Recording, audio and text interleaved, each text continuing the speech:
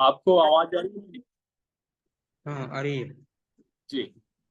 आप सभी का स्वागत है। जो आज का विषय है वो है रामायण से प्रबंधन और नेतृत्व। तो इस विषय पर आज हमारे बीच डॉक्टर राहुल मिश्रा जी हैं, जो पिछले कई दशकों से रामायण पर काम कर रहे हैं और उनकी एक पुस्तक अभी हाल में ही लॉन्च हुई है। अ, उसको उसी पर आधारित है आज की चर्चा।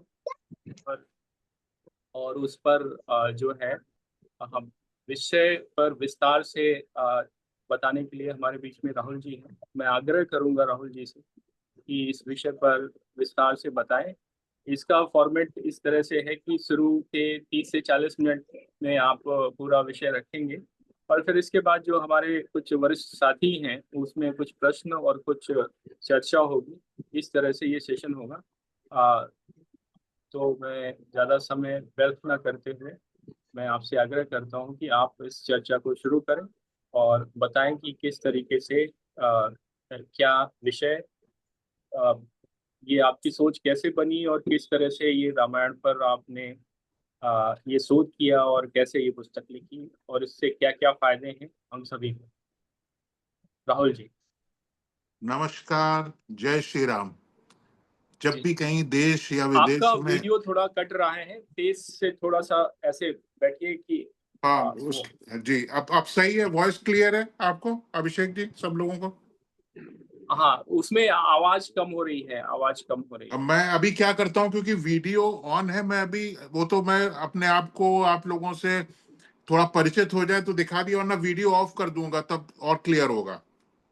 जी जी, तो वीडियो आप ऑफ भी कर सकते हैं, ऐसी कोई बात नहीं है। अगर आप ठीक है, मैं बिल्कुल नहीं सुनाई दे रहा है, मैं ऑडिबल बिल्कुल नहीं हूँ क्या इस समय? नहीं सुनाई दे रहा है, थोड़ा सा साउंड क्लियर हाँ नहीं भैया, है, थोड़ा सा। एप्पल मैं एक चखूंगा बस, ज्यादा मैं नहीं खाता। मतलब मुझे बहुत डर लगती है वो इसको खाने से। मैं इसको बंद कर देता हूँ। उल्टी हो हाँ, जाती अब है शायद मैं मुझे। ऑडिबल हूँ बिल्कुल क्लियर।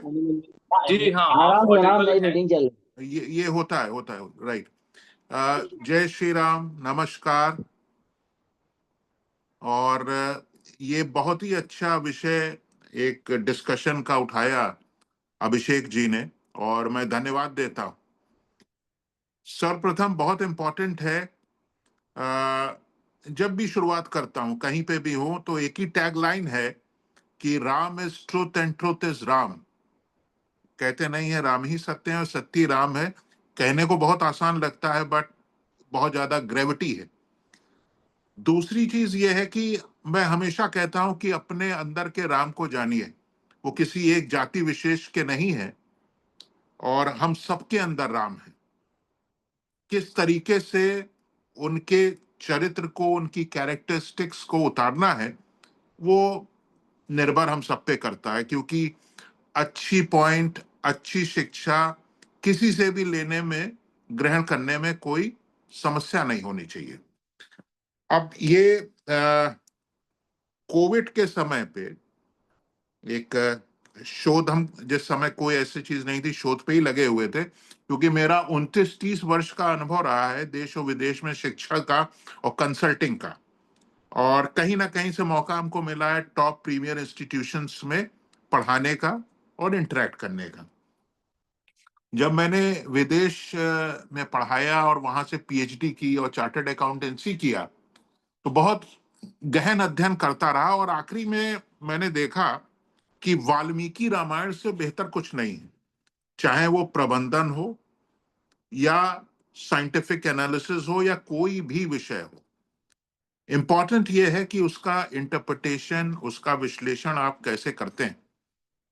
तो ये पुस्तक हमारा जो लिखी है, this is Ramayan an epicentre of management principles. Ramayan या राम रामेति एक ये बैलेंस है, एक फोकस पॉइंट है मैनेजमेंट प्रिंसिपल्स का। और ये पुस्तक लगभग 27 चैप्टरों में डिवाइड है, 27 चैप्टर्स, और एंशियंट टीचिंग्स और मॉडर्न को लिंक किया गया है। अब हमने जो वाल्मीकि रामायण का प्रारूप देखा, वो एक मेगा यूनिवर्सिटी के फॉर्मेट में देखा, एक बड़े विश्वविद्यालय के उसमें। क्योंकि रामायण में तो अलग अलग भाषाओं में लिखी गई हैं, अलग अलग लोगों ने लिखी है, लेकिन ये आदि काव्य है और वाल्मीकि रामायण को ही बेस में रखा है। हुआ क्या कि भगवत गीता को तो कुछ प्रीमियर इंस्टीट्यूशंस जैसे आईएम्स वगैरह ने बेस माना, लेकिन रामायण में ऐसा कोई कार्य नहीं हुआ था। ये हमें भी बहुत ज्यादा आइडिया नहीं था, वो तो प्रभु की प्रेरणा से मैं लिख गया। और मैं धन्यवाद भी दूंगा इसमें हमारे को ऑथर रहे डॉक्टर राहुल खटे, वो भी मेरे नामाराशी हैं और वो बैंक ऑफ बड़ौदा महाराष्ट्र में है लैंग्वेज ऑफिसर। उनका भी रिसर्च इनपुट्स रहा, उन्होंने बहुत हमारी मदद की, असिस्ट किया। और उसके बाद हमारे सुपुत्र ने ये टाइटल इस चीज को सजेस्ट किया, क्योंकि टाइटल भी हमको नहीं सूझ रहा था कि हम जस्टिफाई कैसे करेंगे, तो उनका भी रिसर्च इनपुट रहा। और लगभग 5 वर्ष हमको लगे वीडियो लेक्चर्स और रिसर्च करने में। तो कुछ ऐसा रहा, प्रभु की प्रेरणा से ये एक मैनेजमेंट में निकल आया और विदेशों में और अपने देश में भी इसको फीडबैक बहुत अच्छा मिला। और ऐसा माना गया, हमको नहीं आइडिया था कि ये रामायण मैनेजमेंट में पहली पुस्तक है जो लिखी गई है, अब तक नहीं लिखी गई है। तो भक्ति में और हर तरीके से तो रामायण को और राम कथा सभी कह रहे हैं, लेकिन मैनेजमेंट के प्रिंसिपल्स को ध्यान में रखते हुए ये रामायण हमने इसको लिखा। और इसमें वैदिक मैनेजमेंट भी है, साइंटिफिक एनालिसिस भी है और हर कैरेक्टर का डिटेल्ड एनालिसिस है। जैसे प्रभु श्री राम को हम देखते हैं, कुछ अनटोल्ड स्टोरी है, बड़ी सिंपल हम बात बता रहे हैं। तो प्रभु श्री राम का जब पूरी कैरेक्टर को जब जिस समय रिसर्च जो क्षमता थी उसको जब हमने रिसर्च किया, तो उनसे अच्छा कोई लीडर हो ही नहीं सकता। मैं किसी भी मैनेजमेंट थिंकर या प्रबंधन के विशेषज्ञ को क्रिटिसाइज नहीं करता हूं। अनफॉर्चुनेट ये रहा कि हम लोग पश्चिमी सभ्यता से बहुत ज्यादा प्रभावित रहे। और एक मैनेजमेंट थिंकर हैं, अब तो शायद नहीं है, पीटर एफ ड्रकर, जिनको कहा गया फादर ऑफ मैनेजमेंट। उनकी एक थ्योरी एमबीओ यानी मैनेजमेंट बाय ऑब्जेक्टिव्स, उसको एक बेंचमार्क की तरह रखा गया और देश विदेश में हार्वर्ड, ऑक्सफोर्ड, कैम्ब्रिज, येल, हर जगह बच्चों को पढ़ाया गया। बट जब हमने इसकी डिटेल एनालिसिस किया तो हमने कहा कि नहीं, ऐसा नहीं है। ये तो हमारे त्रेता युग में प्रभु श्री राम ने इस पर्टिकुलर थ्योरी को ऑलरेडी निकाला जा चुका, उसके बाद में कॉपी किया होगा। अब कैसे? मैनेजमेंट बाय ऑब्जेक्टिव्स का जो बेसिक रूल होता है वो ये होता है, मैनेजर्स और एम्प्लॉइज कोलैबोरेट करके किसी ऑब्जेक्टिव्स को अचीव करते हैं। तो हमारे प्रभु श्री राम ने, जिनका एक हमने लीडरशिप मॉडल निकाला, पार्टिसिपेटरी लीडरशिप मॉडल, प्रभु श्री राम और लक्ष्मण जी ने मिल के वानर और भालुओं की सेना को जो एकत्रित किया, मैनेजमेंट और एम्प्लॉइज, जिसको अब तक ये लोग बताते आ रहे थे, और लंका जैसे दुर्गम आपके जो ऑब्जेक्टिव है, जो गोल है, उसको अचीव किया।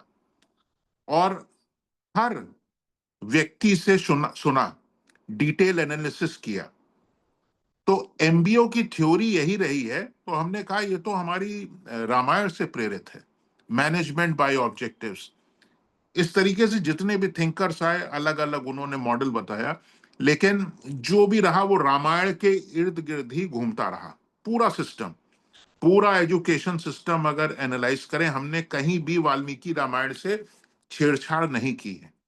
और ये प्रूफ भी कर दिया है कि कई लीडरशिप मॉडल प्रभु श्री राम से निकले। जैसे आपको एक बताया, पार्टिसिपेटरी लीडरशिप मॉडल। आज की डेट में 5 या 10 व्यक्ति को आप खड़े होके एक ग्रुप में एक किसी गोल को अचीव करने के लिए जो प्लानिंग होती है उसमें बड़ा समय लगता है। लेकिन इतनी बड़ी सेना, ऐसा विवरण है कि मोर देन 100 करोड़, 100 करोड़ से ऊपर के से ज्यादा वानर और भालू आए थे, एकत्रित हुए गए थे युद्ध के लिए। तो क्या लिसनिंग कैपेसिटी होगी प्रभु श्री राम की कि जो पार्टिसिपेटरी लीडरशिप मॉडल है वो निकाला। क्योंकि बिना पार्टिसिपेशन के, आज की डेट में मैं हमेशा कहूंगा, किसी भी ऑर्गेनाइजेशन या ऑर्गेनाइजेशन छोड़ दीजिए, कोई भी फैमिली हो, ऑर्गेनाइजेशन हो, कोई नेशन हो, बिना हर व्यक्ति के पार्टिसिपेशन के गोल को अचीव करना बड़ा डिफिकल्ट होता है। और वानर और भालुओं की सेना, वानर तो आप 2-3 वानरों को एक जगह नहीं आप रख सकते, वो इतनी बड़े समूह को उन्होंने किस तरीके से उनकी कैपेसिटी को एनर्जाइज किया होगा और किस तरीके से प्रेरित किया होगा, जो मैनेजमेंट की भाषा में हम मोटिवेशन लेवल बोलते हैं। तो पार्टिसिपेटरी लीडरशिप स्टाइल हमारे प्रभु श्री राम का था, वो और किसी का नहीं था। दूसरा, ट्रांसफॉर्मेशनल लीडरशिप मॉडल। अब ट्रांसफॉर्मेशनल लीडरशिप मॉडल क्या होता है कि हर व्यक्ति की अपनी कैपेसिटी होती है। वानर सेना में कैपेसिटी अलग, हनुमान जी की कैपेसिटी अलग रही, सुग्रीव की अलग रही, नलनील की अलग रही, जामवंत जी की अलग रही, गवाक्ष की अलग रही, द्विविध वानर की अलग रही। ये तो सेनापति थे। और साधारण जो वानर थे उनकी कैपेसिटी अलग रही। तो किस तरीके से उनकी लिमिटेशन को, उनकी स्ट्रेंथ को और उनकी एनर्जी को निकालना, उभारना और उसको किस तरीके से मोटिवेट करके अपने गोल को अचीव करा देना, ये रामायण में स्पेशली लंका कांड का पूरा सार है।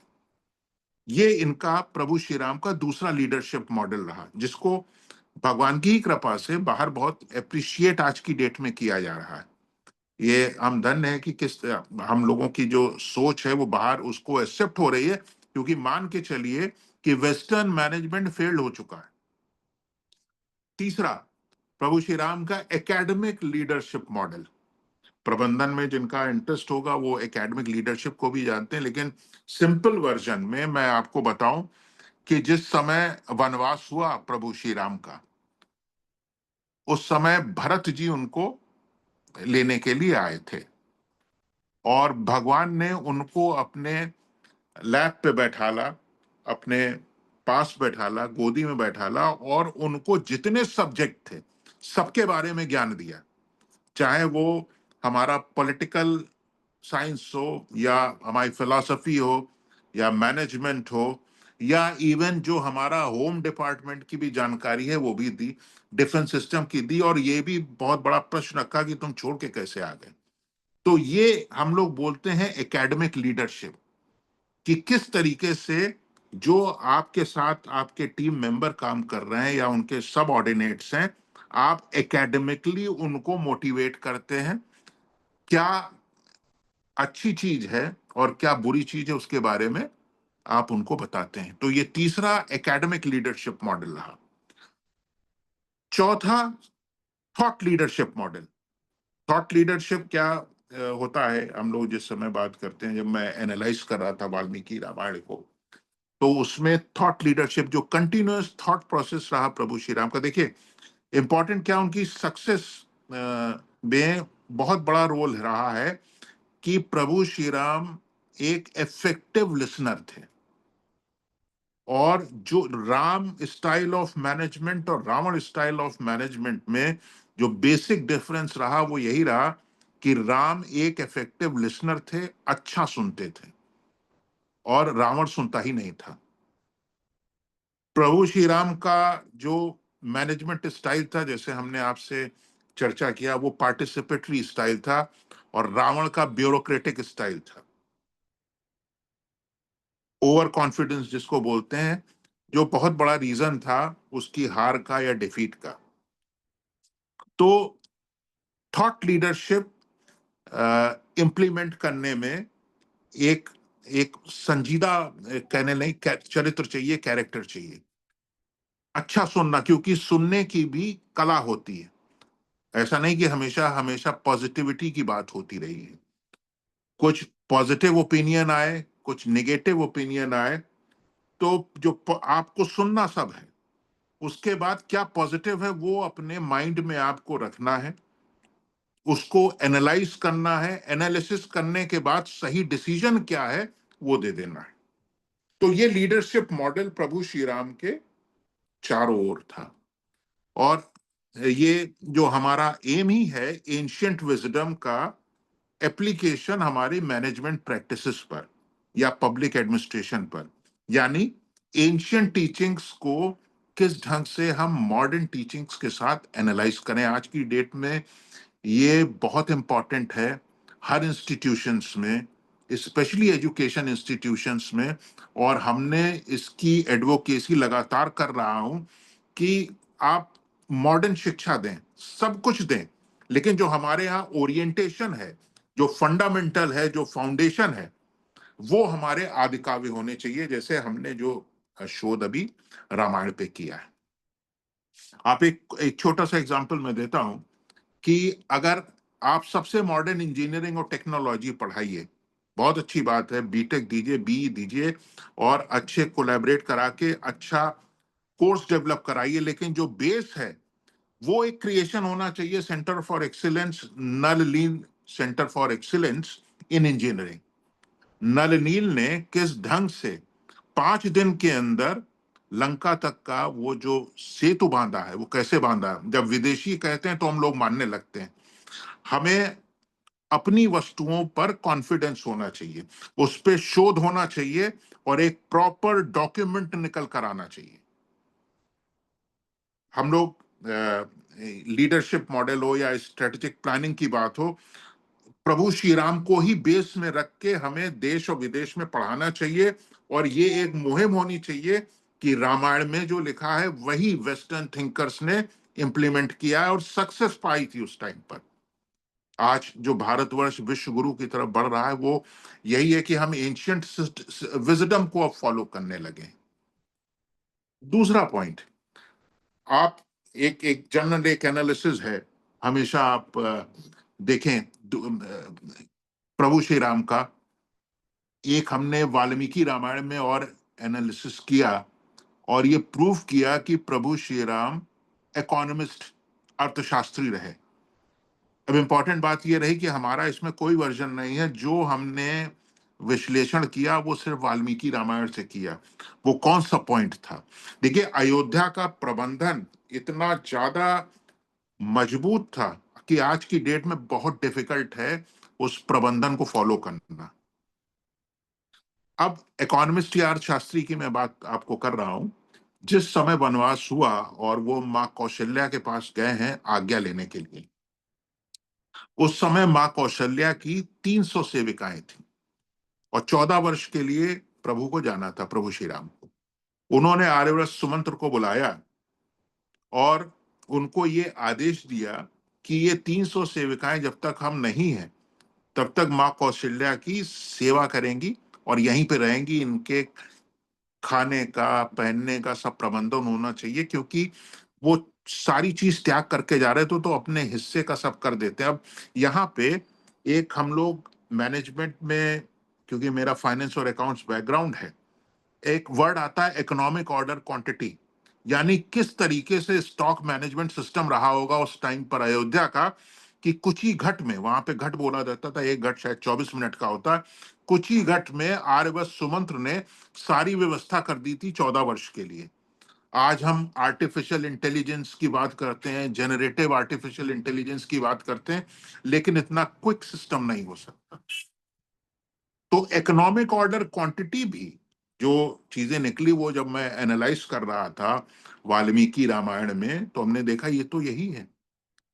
उसके अलावा, क्योंकि मेरा एक वर्टिकल और बताता हूँ, फाइनेंस और अकाउंट्स का हमारा बैकग्राउंड रहा है, और हम लोगों को शुरुआत से, प्रारंभ से बताया क्या जाता है, गुमराह किया जाता है कि जो अकाउंटिंग सिस्टम था, जो हमारा फाइनेंस सिस्टम था, वो ग्रीक्स ने निकाला था।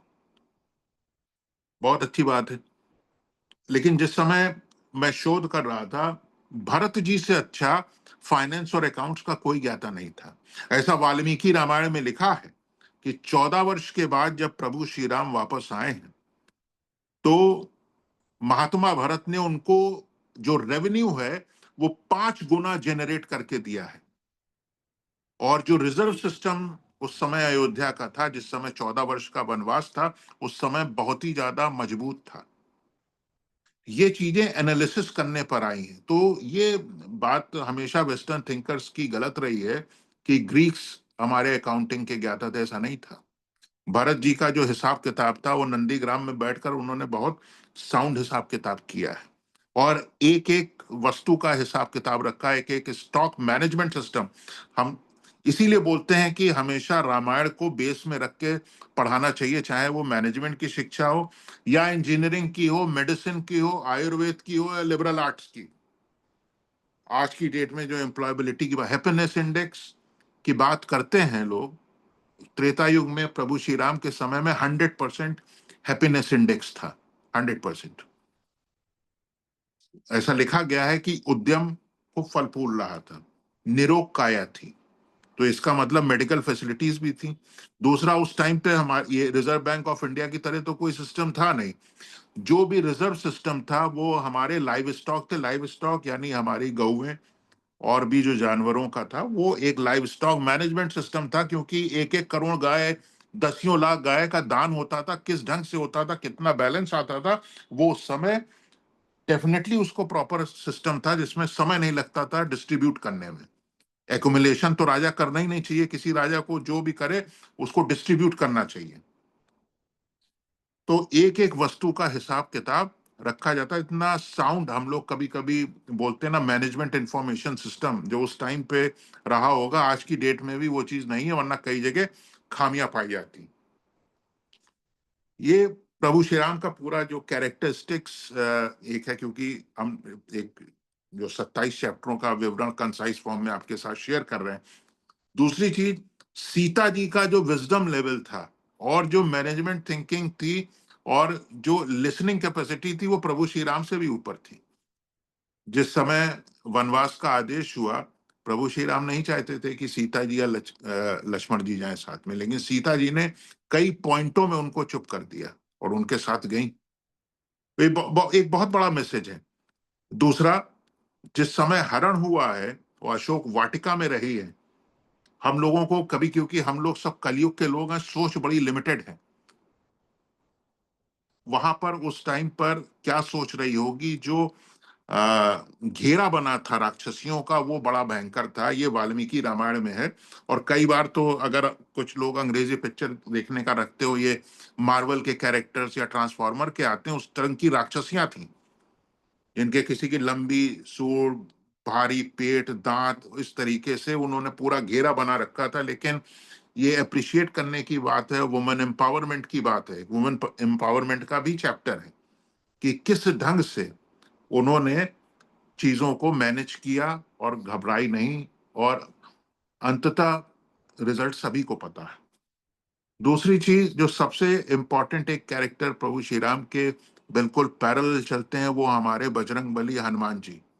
भक्ति और शक्ति का तो सभी उनको कहते हैं कि भाई ये रूप है, लेकिन आपको मैं बताऊं, बहुत से ऐसे पॉइंट्स वाल्मीकि ये रामायण से रिसर्च करने पर आए हैं कि हनुमान जी की कई कैरेक्टरिस्टिक्स और कई स्किल्स ऐसी थी जो शायद अभी तक नहीं पता चली हैं। जनरल ये है कि उनको पूर्ण व्याकरण का ज्ञान था, पूर्ण व्याकरण का ज्ञान था। और प्रूफ कैसे हुआ कि प्रभु श्री राम से वही वार्ता कर सकता था जब वो भेष बदल के एक ब्राह्मण का वेश रख के आए हैं और वार्ता की है प्रभु श्री राम से, उनके बारे में पूछा है, क्योंकि सुग्रीव जी डर गए थे। तो प्रभु श्री राम समझ गए थे ये पूर्ण व्याकरण का ज्ञाता सिर्फ हनुमान ही हो सकता है। तो पूर्ण व्याकरण के ज्ञाता थे। उसके अलावा बहुत अच्छे म्यूजिशियन थे। ये हो सकता है लोगों को जो डीप में अध्ययन किया सबको आइडिया होगा। उसके बाद जब हम आगे बढ़ते हैं तो आप उसको देखेंगे, उनको ज्यामिति का ज्ञान था, पूर्ण ज्ञान था, ज्योमेट्री जिसको हम बोलते हैं, या ट्रिग्नोमेट्री। ज्योमेट्री अगर जिसको समझ नहीं है वो लंका को नहीं समझ सकता।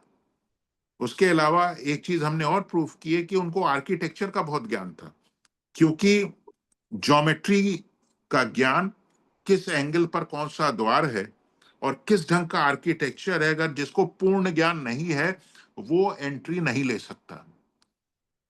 एक पॉइंट और बहुत इंपॉर्टेंट आया हमारी रिसर्च पे, जो आज की डेट में ड्रोन ड्रोन ये सब चल रहा है, तो आज का रिसर्च नहीं है ड्रोन का।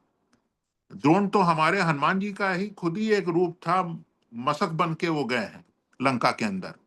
जो मॉस्किटो ड्रोन आज बोलते हैं ना, बड़ा एडवांस सिस्टम है, आपके बगल में वो मच्छर की तरह रहेगा और पता नहीं चलेगा। तो ये काम तो हनुमान जी हमारे त्रेता युग में कर चुके थे, जब लंका में उन्होंने एंट्री दी। एक हमने बड़ी इंटरेस्टिंग आपको बताएं थ्योरी निकाली कि हनुमान चालीसा में लाइन है, भूत पिशाच निकट नहीं आवे, महावीर जब नाम सुनावे। तो एक हमने मैनेजमेंट में ही घोस्ट थ्योरी निकाली, जो आजकल के स्टूडेंट्स हैं या जो नए नए उद्यमी काम कर रहे हैं, सबके लिए बहुत इंपॉर्टेंट है, सबके लिए मैसेज है, हमारे लिए खुद के लिए है। घोस्ट, जो उसका स्पेलिंग होता है GHOST। घोस्ट थ्योरी ये है कि जिस समय कितना पैसा? जिस समय हनुमान जी ने लंका में जंप लगाने का प्रयास किया था, तो घोस्ट थ्योरी सामने आई थी। जी का मतलब होता है गोल। मोटिवेट किया जामवंत जी ने, गोल आपके सामने हो तभी आप, गोल ही लोगों को नहीं क्लियर होते अपनी लाइफ के, ना पर्सनल ना प्रोफेशनल। तो जी स्टैंड्स फॉर योर गोल। अगर गोल है तो आप मान के चलिए, एच का मतलब हर्डल्स है, रास्ते में रुकावट आएगी। जैसे मैनाक पर्वत आया, सुरसा राक्षसी आई, सिंगनी आई, वो सब अपने आप में आपके हर्डल्स हैं। आपको हर्डल्स जब पार करना है तभी तो आपके सामने अपॉर्चुनिटीज निकलेंगी। तो GHO, अपॉर्चुनिटीज। अपॉर्चुनिटीज को कैसे आप इनकैश करते हैं, जो हनुमान जी ने किया और फाइनली सक्सेस पाई, यानी एस स्पेलिंग तक सक्सेस आ गई घोस्ट की। आजकल के युग में या पहले भी, अगर आप सक्सेस के बाद रिलैक्स हो गए तो आप समझ लीजिए फेल हो गए। तो सक्सेस के बाद रिलैक्स नहीं रहना, क्योंकि आखिरी जो टी है वो ट्रबल है। जैसे हनुमान जी के सामने टी के फॉर्म में लंकनी आ गई थी, और किस तरीके से इस घोस्ट थ्योरी को पार करते हुए हनुमान जी लंका के अंदर चले गए थे, ये आजकल के करिकुलम में नई नई थ्योरीज के साथ बच्चों को पढ़ाना चाहिए, ताकि वो मोटिवेट रहें, किताबी कीड़े ना बने। अगर वो थ्योरी को समझ के उसका एप्लीकेशन करेंगे तभी लाभान्वित होंगे। तो इस तरीके से अलग अलग कैरेक्टरिस्टिक्स है जो हमारी पुस्तक में आपको 27 चैप्टरों में मिलेगा। कैरेक्टर्स उसमें बहुत हैं, और इतने कम समय में उसको डिटेल में और इस वक्त एनालाइज करना भी वो समय बहुत ज्यादा ले लेगा। तो हम तो ये कहेंगे कि हमसे प्रश्न और चर्चा, या हम भी कुछ पूछें, आप लोग कुछ पूछे तो हमें और अच्छा लगेगा।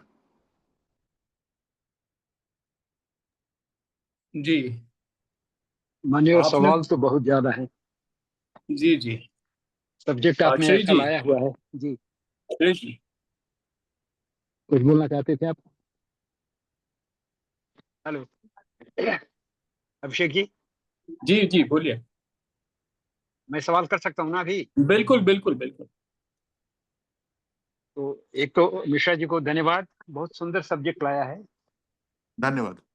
लेकिन इसके साथ साथ हम लोग को थोड़ा और गहराई में जाना है। हो सकता है तुलसीदास रामायण में ही और भी फॉर्मूला मिल जाए। एक बिल्कुल। बार आपने ट्रांसफॉर्मेटिव एजुकेशन की बात की, तो थोड़ा सा रामायण से ही ले लें या अपने अनुभव से ले लें। ट्रांसफॉर्मेशन को किस रूप में समझा जाए? हमारी सोच। आपकी वॉइस, श्री जी, जी आपकी आवाज थोड़ी ब्रेक हो रही है, थोड़ा तेज बोलिए। अभी आवाज आ रही है? हाँ, आप बेहतर है। जी। हाँ, तो मैंने कहा एक ट्रांसफॉर्मेटिव एजुकेशन की बात चली थी। ट्रांसफॉर्मेशनल लीडरशिप की बात कही थी हमने। एक देखिए, बहुत ही बात है, हाँ इजी। ठीक है जी, जी, बोलिए। ट्रांसफॉर्मेशनल लीडरशिप क्या होता है? जैसे मान लीजिए हमारे यहाँ छात्र पढ़ रहे हैं, प्रोफेशनल लोग पढ़ रहे हैं, जी तो उनकी एनर्जी को किस ढंग से हम कैपिटलाइज करें, किस ढंग से मोटिवेट करें कि उनकी कैपेसिटी 100% हो जाए और वो गोल को अचीव कर लें। एक अच्छे लीडर में यही खासियत होती है कि वो किस ट्रांसफॉर्म करता है। एनीवे, इस पे अभी बहस नहीं करना चाहूंगा, कभी टाइम मिलेगा तो हम लोग थोड़ा अलग से भी डिस्कस करेंगे। जी जी, बिल्कुल बिल्कुल बिल्कुल। लेकिन इससे रिलेटेड मेरा सवाल है कि आज का वातावरण देखिए। जी एक बच्चा जब जन्म लेता है तो अपनी ऑथेंटिसिटी, ओरिजिनलिटी उसकी कुछ अलग होती है। जी लेकिन बहुत सारे फोर्सेज हैं इस समय समाज में जो काम कर रहे हैं कि उसकी सोच को प्रायोजित कर दिया जाता है, जिसको हम लोग बोलते हैं मेरी सोच। हम्म, वो मेरी सोच ना होके प्रायोजित सोच है। जी मुझे एक पर्टिकुलर ढंग से सोचने के लिए बाध्य कर दिया गया है या लीड कर दिया गया है। तो जी। ये एक सबसे बड़ा चैलेंज आ रहा है कि आज की ओरिजिनल सोच को प्रायोजित सोच से कैसे बचाया जाए। इस देखिए पे अगर हम, कहीं हाँ, इसमें खैर डिस्कशन का एक लंबा है। हमारी दूसरी पुस्तक महाभारत में भी आ रही है, जिसमें लर्निंग्स एंड लीडरशिप है भगवान कृष्ण की। तो ये बड़ा डिटेल एरिया, देखिए बहुत इंपॉर्टेंट होता है, चाहे आप रामायण लीजिए, कोई भी अपना काव्य लीजिए, उसमें मेंटरिंग बहुत इंपॉर्टेंट है। जैसे आपने बताया ना कि ये बहुत अच्छा आपका क्वेश्चन है, मैं अप्रिशिएट करूंगा कि प्रायोजित सोच। तो हमारे यहाँ जो शिक्षा है, अब वशिष्ठ जैसे गुरु लोग इसीलिए होने चाहिए, या विश्वामित्र जैसे, कि कम से कम चाहे वो राजा हो या रंक हो, उसका बच्चा उनके आश्रम में जाके हर तरीके की शिक्षा ग्रहण करे। और बहुत कहते नहीं, वर्षों तक परिवार से अलग रहे, जो गुरुकुल सिस्टम रहा। जैसे जब वो प्रभु श्री राम 14 वर्ष के लिए वनवास में गए, तो मैं आपको बताता हूँ, जिस भी ऋषियों के आश्रम में गए, वो अपने आप में सब विश्वविद्यालय थे। और आजकल के समय में जैसे कंटिन्यूअस प्रोफेशनल डेवलपमेंट होता है या कंटिन्यूअस लर्निंग प्रोसेस होती है, तो सब लोगों से जाके उन्होंने, तीनों लोगों ने, रामचंद्र जी, लक्ष्मण जी और माँ सीता ने, उन लोगों से शिक्षा और अच्छी वार्ता ग्रहण की। तो कहा गया ना, अगर अच्छे लिसनर हैं, अच्छी अगर कम्युनिकेशन आप सुन रहे हैं, तो हर चीज ठीक हो जाती। वरना आपका प्रश्न बिल्कुल सही है कि जिस तरह का माहौल चल रहा है, जो आजकल युवाओं में स्ट्रेस है, कैपेसिटी है नहीं और जरूरत से ज्यादा। जैसे एग्जांपल देता हूं, एक बच्चा जो आईआईटी नहीं क्वालिफाई कर सकता है, माँ बाप उसको जोर से लगा के रख के कोटा में रखे हुए, वहां बच्चा सुसाइड कर रहा है। तो हर बच्चे में क्षमता अलग अलग होती है और खूबियां भी अलग अलग होती। तो उन खूबियों को समझिए। तो आजकल के पेरेंट्स को काउंसलिंग देना ज्यादा इंपॉर्टेंट है बनस्पत बच्चों को। जो आजकल के पेरेंट्स, जिनकी इच्छाएं नहीं रही, जो उन्होंने कभी खुद किसी के एग्जाम को नहीं क्वालिफाई किया, उन्होंने अपने बच्चों के ऊपर थोप दिया। तो सही मेंटरिंग और काउंसलिंग की आवश्यकता है।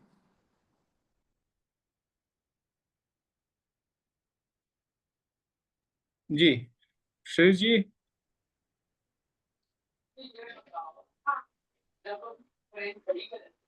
ये कुछ बोल रहे थे अभिषेक आप?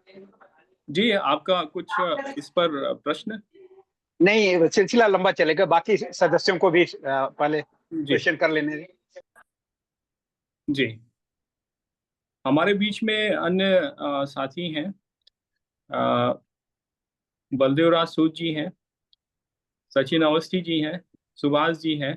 आप सभी लोग बारी बारी से अपना प्रश्न कर सकते हैं, पूछ सकते हैं, या कुछ और आपका एक व्यू पॉइंट हो या वो हो, उस पे हाँ, डेफिनेटली बात कर आप सकते हैं। अपने भी व्यू पॉइंट दीजिए। जी जी देखिए, जो चर्चा हुई, ये बहुत ही कम समय में और गागर में सागर वाली चर्चा हुई। जो लीडरशिप के अलग अलग मॉडल बताए गए, ये चाहे वो पार्टिसिपेटरी लीडरशिप मॉडल की बात की हो, या ट्रांसफॉर्मेशनल लीडरशिप मॉडल की बात की हो, या फिर एकेडमिक लीडरशिप मॉडल की बात की हो, या थॉट लीडरशिप मॉडल की बात की हो, ये लीडरशिप जो है ये एक बहुत इंपॉर्टेंट पार्ट है। अभी हम लोग एफपीओस पर और जो कॉन्फ्लिक्ट है, जो सोशल कॉन्फ्लिक्ट है, उस पर काफ़ी काम कर रहे हैं। और अलग अलग एरिया में लोगों से चर्चा होती, संवाद होती है। तो ये जो लीडरशिप, लैक ऑफ लीडरशिप, और ये जो कॉन्फ्लिक्ट होते हैं ड्यू टू जो अप्रोचेस, अब इसमें कई बार तो प्रॉब्लम की सोर्स ही यही होता है कि वो इफेक्टिव लिसनर नहीं होता है, सुनता ही नहीं है किसी की। अब जब सुनता ही नहीं है, तो वो जो दूसरे होते हैं उनमें एक फ्रस्ट्रेशन आता है, और वो जो है वो कई बार फिर वो चीज़ें खराब होती हैं। तो ये जो भी रामायणा से मैनेजमेंत के जो मैनेजमेंट सीखा जा सकता है, और जिसको आपने मॉडर्न सिनेरियो के हिसाब से लिखा है, तो वो बहुत लोगों के लिए कारगर होगा। ये आपकी जो पुस्तक है, उसका लिंक भी आप शेयर कर सकते हैं मैं इसमें चैट डेफिनेटली। बॉक्स में। जी जी। और एक मेरा प्रश्न है कि ये वाल्मीकि रामायण जो वाल्मीकि जी ने लिखी थी, तो इसमें और भी बहुत सारे कैरेक्टर थे, उसमें जी कुछ नेगेटिव कैरेक्टर भी थे। तो जैसे जी रावण है, और कुंभकर्ण है, और जी मेघनाथ है, और जी विभीषण है। तो इनके जी। इनका भी आपने सॉर्ट किया होगा, इनका हाँ भी इसमें आपने वो किया होगा। तो आपने क्या चीजें उनके में अच्छी अ, देखी? मैं केवल स्ट्रेंथ की बात कर रहा मैं हूँ। बिल्कुल इसमें चैप्टर्स में है क्योंकि थोड़ा सा समय, लेकिन आपने बहुत अच्छा प्रश्न उठाया। इस बुक में है, जैसे ये हम लोगों के यहाँ गलत प्रेरणादारी नहीं, वो बनाया हुआ घर का भेदी लंका ढाए, मैं इसको बिल्कुल गलत मानता हूँ। विभीषण जी से अच्छा कोई नहीं था, महात्मा थे वो, जो अपने ब्रदर जो इतना पावरफुल है, हर तरीके से संपन्न है, ताकतवर है, उससे जाकर उन्होंने सही बात कही। और ये बिल्कुल गलत दिखाया गया है कि रावण ने लात मार दी और मुकुट गिरा, ऐसा कुछ नहीं था। विभीषण वीर थे, उन्होंने बाकायदे, कहते नहीं, अकड़ करके बहस किया, और उनको नहीं समझ में आया तो अपने 5 मंत्रियों के साथ वो आकाश मार्ग से चले गए थे भगवान राम के पास, क्योंकि वैचारिक मतभेद थे, वो दबे नहीं थे। दूसरी चीज, रावण का जो रूप है, सब पता है। विद्वान था, ब्रह्मा जी का उसको वरदान था, शिव जी की कृपा थी, लेकिन उसका जो डाउनफॉल का सबसे बड़ा रीजन था वो था उसका चरित्र कुछ नहीं था। जैसे कभी कभी दिखाते जो मूवी के विलेन होते हैं, उस तरीके का उसका चरित्र था, जिसको कहते हैं चरित्रहीन, तो इसीलिए उसका बहुत बड़ा डाउनफॉल हो गया। कुंभकर्ण, अक्सर हम लोगों ने सीरियलों में, मूवी में भारी मोटा लंबा तगड़ा दिखाया, कुंभकर्ण वीर तो थे ही, उसके अलावा जो उनका विजडम लेवल था वो बहुत हाई लेवल था, उन्होंने रावण को संवाद में बहुत सी चीजें समझाई हैं। तो ये हम लोग पर्सनल उसमें, प्रोफेशनल उसमें भी, अगर कोई चीफ एग्जीक्यूटिव ऑफिसर है या फैमिली का सबसे बड़ा है, अगर बात गलत कह रहा है तो गलत को गलत कहना बहुत साहस का विषय है। तो ये एनाला, और मेघनाथ का चरित्र बहुत मजबूत था। आप उत्तरकांड जो आया है उसमें अगस्त ऋषि और ऋषियों के साथ जब प्रभु श्री राम से मिलने आए हैं, तो उन्होंने स्पेशली कहा है, ऐसा उत्तरकांड में लिखा हुआ है, कि रावण तो ठीक है लेकिन मेघनाथ का वध बहुत दुर्गम था। तो उसका, मेघनाथ का चरित्र बहुत बड़ा है, मैं आपको बताऊं, चरित्र बहुत मजबूत और हर चीज का ज्ञाता। एनालिसिस किया है इस पे मॉडर्न सिस्टम को रखते हुए। जी। डॉक्टर रीता शाह, आपने हैंड रेज, रीना शाह, आपने हैंड रेज किया हुआ है, आप प्रश्न पूछ सकती हैं। Doctor Reena Shah.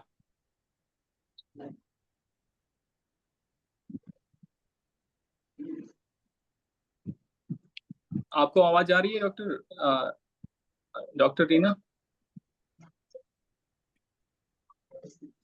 Speaker on करना चाहिए रीना जी ने। स्पीकर ऑन कर लीजिए। Okay, unmute. ओके, जी अभी जी आ रही है अभी आवाज? जी जी, आ रही है जी। तो सभी को प्रथम मेरा नमस्कार। मैं ये जानना चाह रही थी कि जो आज की गोष्ठी का जो विषय है, रामायण से प्रबंधन और नेतृत्व का ज्ञान, तो ये इसका दायरा कहाँ तक है? कि हम लोग ये सिर्फ जो जूम मीटिंग में हम जो डिस्कस कर रहे हैं वहां तक है, कि इससे रिलेटेड हम लोगों को अवेयरनेस का या लीडरशिप की क्वालिटीज के बारे में हम सभाएं लेने वाले हैं? ये मेरा कंसर्न है कि जो नेतृत्व शाला जो आपने लीडरशिप लैब जी। और ये जो, तो ये हम इसको किस तरह से इम्प्लीमेंट करने वाले हैं, या ये सिर्फ हमारी आज की गोष्ठी तक के ही लिमिटेड है? ये मेरा प्रश्न है। आ, और आ, दूसरा ये, जी जी, जी और दूसरा मुझे ये कहना था कि जैसे अभी जो इंडियन नॉलेज सिस्टम है, जिसमें भारतीय ज्ञान परंपरा और विभंग वगैरह के बारे में जो अपनी जो rich diverse body of knowledge हमारे जो एंशिएंट टाइम में जो डेवलप हुई थी, उसका जो यानी क्या करूं, उसका जो प्रसार प्रचार है वो सिर्फ बहुत हायर एजुकेशन वालों तक ही लिमिटेड है। बहुत हायर एजुकेशन, जैसे मैं जब पढ़ाती थी, मैं जब प्रिंसिपलशिप कर रही थी, एडमिनिस्ट्रेशन में थी, तो हमको कंपल्शन थे कुछ रिफ्रेशर कोर्स करना, कुछ ओरिएंटेशन कोर्स करना। तो हमको ये इंडियन नॉलेज सिस्टम के ऊपर हमको वर्कशॉप अटेंड करनी पड़ी थी। तो उसका उसका पर्सनल लेवल पे जो बेनिफिट एक इंडिविजुअल को होता है, बट हम क्या ये स्कूली शिक्षा में जो बच्चों का जो अभी एक जो न्यू एजुकेशन पॉलिसी आई है, क्या हम इसमें इन सब चीजों का इन्वॉल्वमेंट, इनकलकेशन का हम कुछ कर सकते हैं क्या? स्टूडेंट्स का एग्रीकल्चर से रिलेटेड, ये हमारी माइथोलॉजी से रिलेटेड, हमारे जो ये इतने एपिक कैरेक्टर्स थे उनसे रिलेटेड हम क्या कुछ ऐसा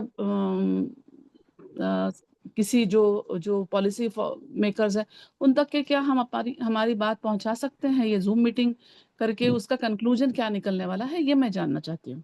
जी, इसके दो हिस्से हैं। एक हिस्से का जवाब मैं दूंगा और एक हिस्से का जवाब डॉक्टर राहुल मिश्रा जी देंगे। पहले पहले मैं जवाब देता हूँ।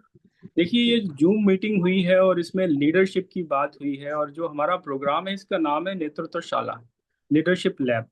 तो जो लीडरशिप के जितने भी डायमेंशंस हैं और लीडरशिप में जो भी चैलेंजेस आ रहे हैं, तो उसी से रिलेटेड हम कहाँ कहाँ से चीज़ें लेकर जो लीडरशिप के जो क्राइसिस करंटली इंडिया फेस कर रहा है, उसको हम उन पुराने अपने किरदारों को, अपने पुराने जो हमारे श्रद्धेय थे, हमारे देवता थे या ऋषि थे या भगवान थे, तो उनका आचरण को पालन करके किस तरह से अपने समाज में और अपने संगठनों में उनको एक आदर्श के तौर पर पुनर्स्थापित करके चीज़ों को बेहतर बना सकें।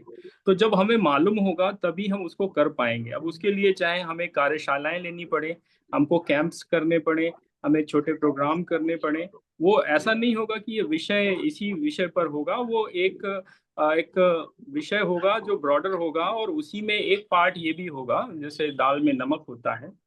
तो इस तरीके से ये किया जाएगा, लेकिन उससे ये तभी किया जा सकता है जब हमें पता हो।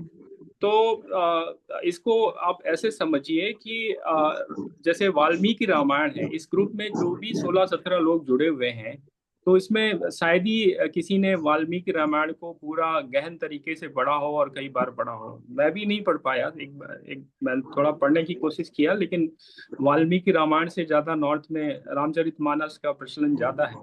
कम है। लेकिन जो राहुल जी ने रिसर्च किया, जो चीज़ें बताई, और वाल्मीकि रामायण और रामचरितमानस में काफ़ी अंतर आ चुका है, और रामायण जितनी भी लिखी गई उनमें अलग अलग स्टोरी चलती है या अलग अलग तरीके से स्टोरी चलती है। पूरी दुनिया में मुझे लगता है कि 16-17 तरीके की रामायण चलती हैं। कम रामायण है तो कहीं कुछ है, बुद्ध जातक कथाओं में भी रामायण है।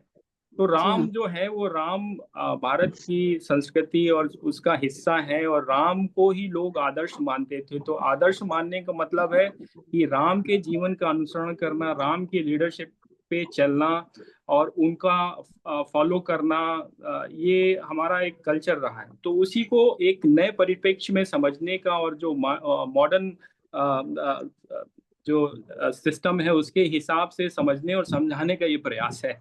ये तो मेरा वक्तव्य है। बाकी राहुल मिश्रा जी बताएंगे। राहुल जी। जैसे अभी आप थोड़ा पहले, सॉरी टू डिस्टर्ब यू, जैसे अभी आपने कुछ देर पहले बताया कि विभीषण के कैरेक्टर के बारे में अलग अलग मिथ्स है। मेरी उतनी शुद्ध भाषा में मैं नहीं बोल पाऊंगी। तो जो विभीषण के बारे में अलग अलग मिथ है, वैसे ही रावण के बारे में भी कई जगह पे बहुत अच्छा बताया जाता है, उनके मैनेजमेंट सिस्टम के बारे में, उनके कैरेक्टर के बारे में। तो यहाँ वो कंफ्यूजन होता है, जो सीबीएसई में पढ़ते हैं ना, जो सेंट्रल इसमें, वो किसी और स्टेट में पढ़ के आते हैं। जैसे साउथ में रावण को बहुत माना जाता है, उनको उच्च आसन दिया जाता है, और वैसे हमारे यहाँ बाकी जगहों पे हम राम को मर्यादा पुरुषोत्तम और उनकी सभी नीतियों को हम बहुत सम्मान करते हैं। तो ये जो कंट्राडिक्टरी सब अलग अलग इसमें जो आते हैं ना स्टेटमेंट, तो ये जो अभी के जो बच्चे हैं, अभी के जो विद्यार्थी हैं, उनको हम कैसे कन्विंस करेंगे? ये हमारा सभी लीडरशिप तक के ही लिमिटेड रहेगा, कि हम चाहते हैं कि मास में हो? क्योंकि देखिए, जो भागवत होते हैं या जो अलग अलग उत्तरकांड और सब होता है, वहां पर सिर्फ उसकी बखान किया जाता है, वो कहानियां बताई जाती है।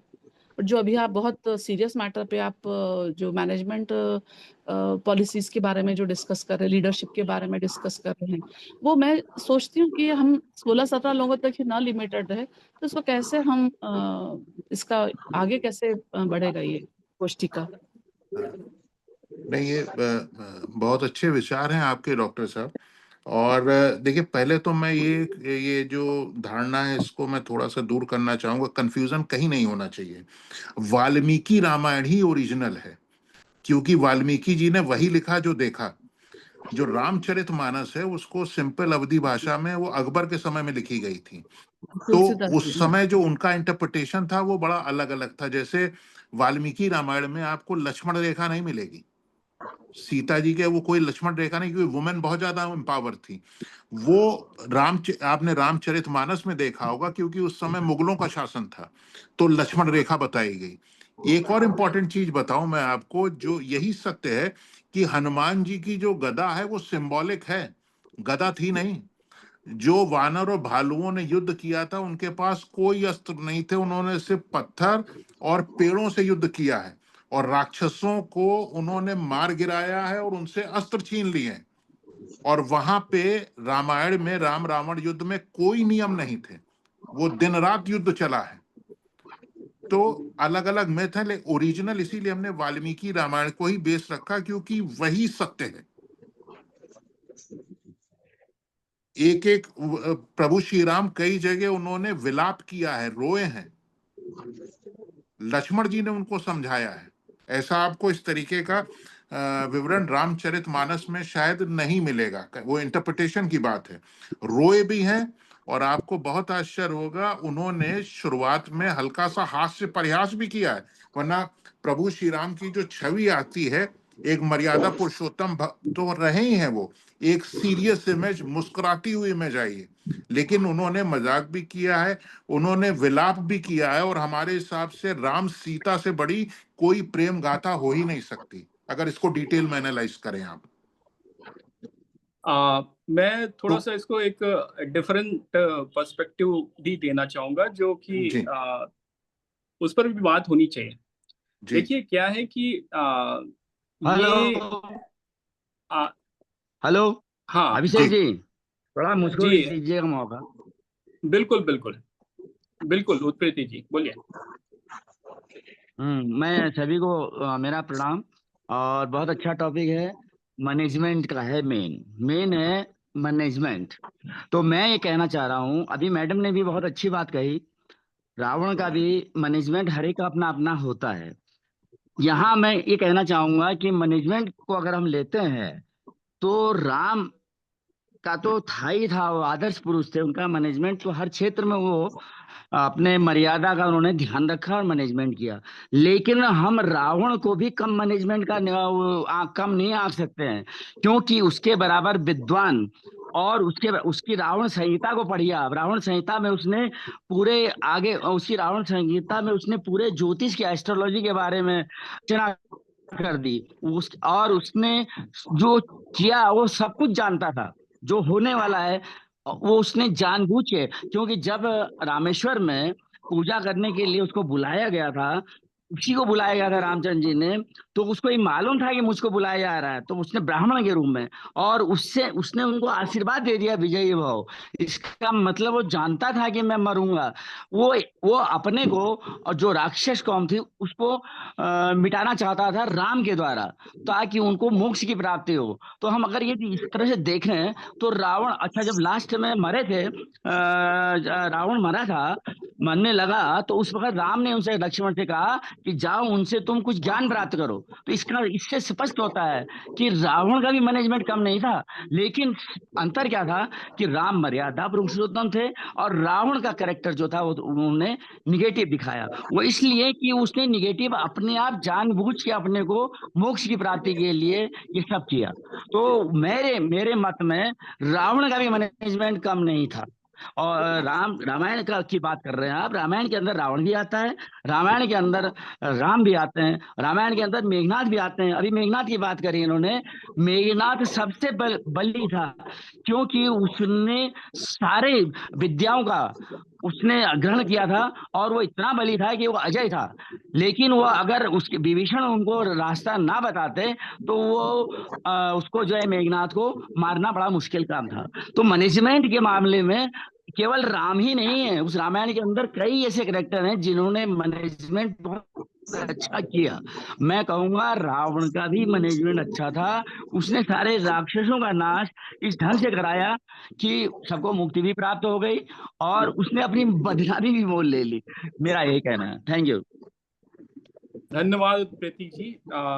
थोड़ा सा विषय ऐसा है कि ये जो हमारा ब्लॉक एडॉप्शन प्रोग्राम चल रहा है और साथ ही साथ जो कोऑपरेटिव और जो एफपीओज और जो सेल्फ हेल्प ग्रुप और जो सामुदायिकता आधारित कार्यक्रम जो चलाए जा रहे हैं या चलाए जाने की प्रयास किया जा रहा है, तो उसमें एक विषय ये आता है मॉरलिटी का, नैतिकता का और लीडरशिप का। तो मॉरलिटी, नैतिकता और लीडरशिप की अगर हम बात करते हैं तो आम जनता जो है वो इतनी विद्वान नहीं है कि वो हर चीजों का व्याख्या जानती हो, यस सब चीजों यस को यस, आई समझती एग्री। हो। कुछ चीजें ऐसी हैं जो कि हमें जनता के टेस्ट के अनुसार और जनता की सोच के अनुसार रखनी पड़ती हैं। अपने देश में जो लोग जिनका नाम राम से शुरू होता है या राम पे खत्म होता है, ऐसे लोगों की तादाद करीबन 12% है अभी भी। ये इलेक्शन कमीशन का डेटा बोलता है।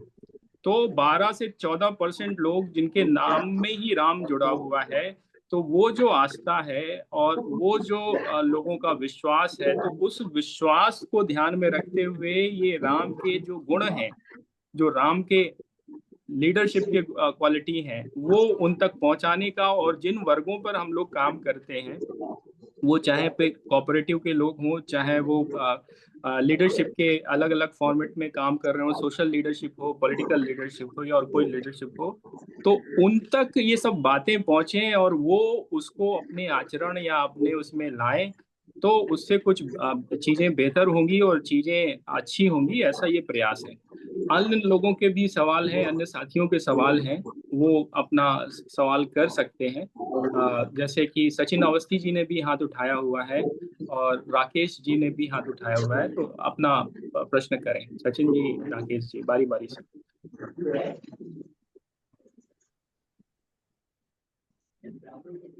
सर नमस्कार।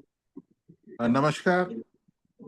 सर मैं मनोवैज्ञानिक और इंजीनियर राकेश कुमार पांडे हूँ। नमस्कार पांडे जी, नमस्कार।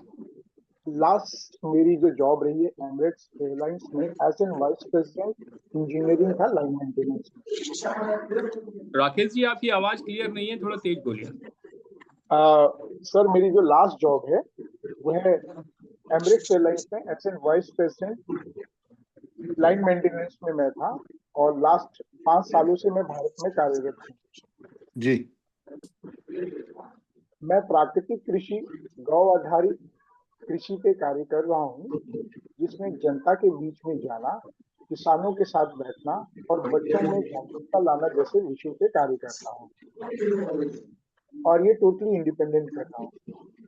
इसी के साथ साथ में प्रशासनिक अधिकारियों के साथ भी मेरी मुलाकात होती है, जो बहुत ही यंग तरीके से भी देख रहे होंगे। उत्तर प्रदेश में ज्यादातर यंग आईएएस और पीसीएस ऑफिसर आए हैं। मेरा सवाल ये है सर कि जो रामायण में लीडरशिप स्किल्स दी गई है, मैनेजमेंट दी गई है, डिप्लोमेटिक तरीका दिया गया है रक्षा का, और यह व्यक्तिगत लाइफ में कैसे किया जाए, इनको प्रैक्टिकली हम एफपीओस के माध्यम से, जैसे मैं खुद भी कल एक सेमिनार में मैंने बताया कि मैं अभी तक यहाँ पे मानव स्वभाव और व्यवहार को नहीं समझ पा रहा हूँ, इस जियो पॉलिटिक्स को जो स्थानीय तौर पे है, और प्रशासन में बैठे अधिकारियों को भी अपनी बात उस ढंग से नहीं रख पाता हूँ जो मैं विषय रखना चाहता हूँ, जिस वजह से बहुत सारी बातें कॉन्फ्लिक्ट में बदल जाती हैं। तो मैं आपका ये दर्शन चाहता था कि हम रामायण की इन नीतियों को अपने व्यक्तिगत लाइफ में कैसे प्रैक्टिस करें ताकि एक हम रिजल्ट जनरेट कर सकें। जी सर। देखिए, अच्छा प्रश्न है। दो, आपकी आवाज थोड़ी कट रही थी, लेकिन इस पूरी चीजों का सार ये है। देखिए, बहुत अच्छा विषय है ये। इसमें कार्यशालाएं, एमडीपीज होनी चाहिए, ऑनलाइन हो या ऑफलाइन। लाइफ में देखिए, एक ध्यान रखिए, एक हमने निकाली है ईयर थ्योरी। ईयर थ्योरी यानी कान वाली, EAR। ये जो रावण के जो कान थे, उस ईयर को अगर आप एब्रीविएट करेंगे तो ई का मतलब होता है ईगो, और ए का मतलब होता है एरोगेंस और आर का मतलब होता है रिजिड। इस इन कान में इस ऐसे कान को हटा देना चाहिए। जो अभी हमने वार्ता किया है, रिसर्च किया, सुनना आपको सबकी है, लेकिन किस ढंग से आप पॉजिटिव कम्युनिकेशन को रखकर किसी डिसीजन पे पहुंच के और अपने बातों को कॉन्फिडेंटली रख लेते हैं, वो इम्पोर्टेंट है। आजकल जो सबसे बड़ा फेलियर का कारण हो रहा है हर ऑर्गेनाइजेशन में वर्ल्ड वाइड, कि अच्छा सुनने की कमी है। बोलने वाले तो बहुत हैं, लेकिन अच्छा सुनने वाले नहीं हैं। अब डिस्कशन होता है, बीच में ही टोकना, वो बड़े बड़े हमने उसमें देखा। हम तो रोज एक ना एक वार्ता में इन्वॉल्व है आज की डेट में। तो जो पॉजिटिव लिसनर है उनकी कमी बहुत है, पॉजिटिव कम्युनिकेटर तो फिर है। और एक एक क्योंकि आप एग्रीकल्चर के क्षेत्र से हैं, तो मैं बता दूं कि उस समय त्रेता युग में राम राज्य के वक्त एग्रीकल्चर भरपूर मात्रा में था। एनवायरमेंटल जो जितने भी क्लाइमेट कंडीशंस थे, वाटर रिसोर्सेज मैनेजमेंट से सब प्रचुर मात्रा में थे। तो उस समय के सिस्टम को और आजकल के सिस्टम को रखते हुए अगर कंपैरेटिव एनालिसिस किया जाए और उस समय के सिस्टम को बेस में रखते हुए अपनी बातों को रखा जाए, तो हो सकता है बहुत सी चीजें इंप्रूव हो जाएं। जैसे डिप्लोमेसी की बात है। अब डिप्लोमेसी में ये नहीं कि भगवान ने हर चीज दे दी कि जाओ हनुमान तुम करो जाके। अंगद युवा थे, वीर थे, और इंटरनेशनल रिलेशन उनके बहुत मजबूत थे, डिप्लोमैट थे। तो उन्होंने अंगद जी को आगे भेजा फुल कॉन्फिडेंस के साथ। तो इतना तो हम लोगों ने देखा ही, क्योंकि समय कम है, वरना अंगद जी की डिप्लोमेसी में लगभग 15 पेज हैं कि उन्होंने किस ढंग से रावण से वार्ता की होगी, किस ढंग से वहां अकेले ही अपने पैर को रखा होगा, और उन लोगों के जो अहंकार है उसको चूर करके वो निकल आए वहां से। तो ये इंटरनेशनल रिलेशन और ये डिप्लोमेसी पे रिसर्च होना चाहिए, लेकिन बेस अंगद जी का होना चाहिए। ये हम इस चीज की एडवोकेसी कर रहे हैं जी। भाई अन्य साहब, साथी भाई साहब मैं भी मैं कुछ सचिन जी। कहना चाहूँ। जी, जी मैं कुछ कहना चाहूँ। रामायण को जितना मैंने समझा है, एक बात मुझे समझ में आई है कि आदर्श और शास्त्रों में लिखे गए नियम, इन दो चीजों का जिसने विरोध किया वो रावण है। जो उस पर चलकर, हम्म। जिसने अपने अधिकार जो उस पर लड़कर अपने कर्तव्यों का पालन करते हुए आगे बढ़े, और उनको विजय मिलना ही थी, क्योंकि आदर्शों पे चल रहे थे, शास्त्रों के नियमों पे चल रहे थे, ये निश्चित है। तो वो जो राम थे वो आदर्शों के साथ थे, जो दूसरे थे वो आदर्शों के साथ नहीं थे। जी कुछ लोग ऐसे थे जो आदर्श को मानते तो थे, पर उनकी आजीविका, उनकी व्यवस्था, उनका परिवार, उनकी चीजें ऐसी थी जो अनैतिक आचरण वाले लोगों के कब्जे में थी। उनको भय था। उसमें चाहे विभीषण हो, चाहे उसमें जो अंगद वाला बाली वाला प्रसंग है वो हो, इस तरह के और भी प्रसंग आपको मिलेंगे। उनमें धर्म की स्थापना के लिए किसी दूसरे से, बाहर वाले से मदद मांगी और मदद लेके वहां धर्म स्थापित किया। यही विभीषण में भी। तो मुझे ऐसा लगता है कि जो मैनेजमेंट नाम का वर्ड, ये वर्ड भारतीय संस्कृति का है या नहीं है, इस पर भी विचार है। हमारे यहाँ आदर्शों को पूरा करना, कर्तव्यों को पूरा करना, ये दो चीजें महत्वपूर्ण हैं। मैनेजमेंट अपने आप इन्हीं दोनों चीजों के कारण हो जाता है। अंग्रेजों के यहाँ अब्राहमिक व्यवस्था में मैनेजमेंट जीत का कारण, आदर्शों के परिपालन का कारण नहीं है।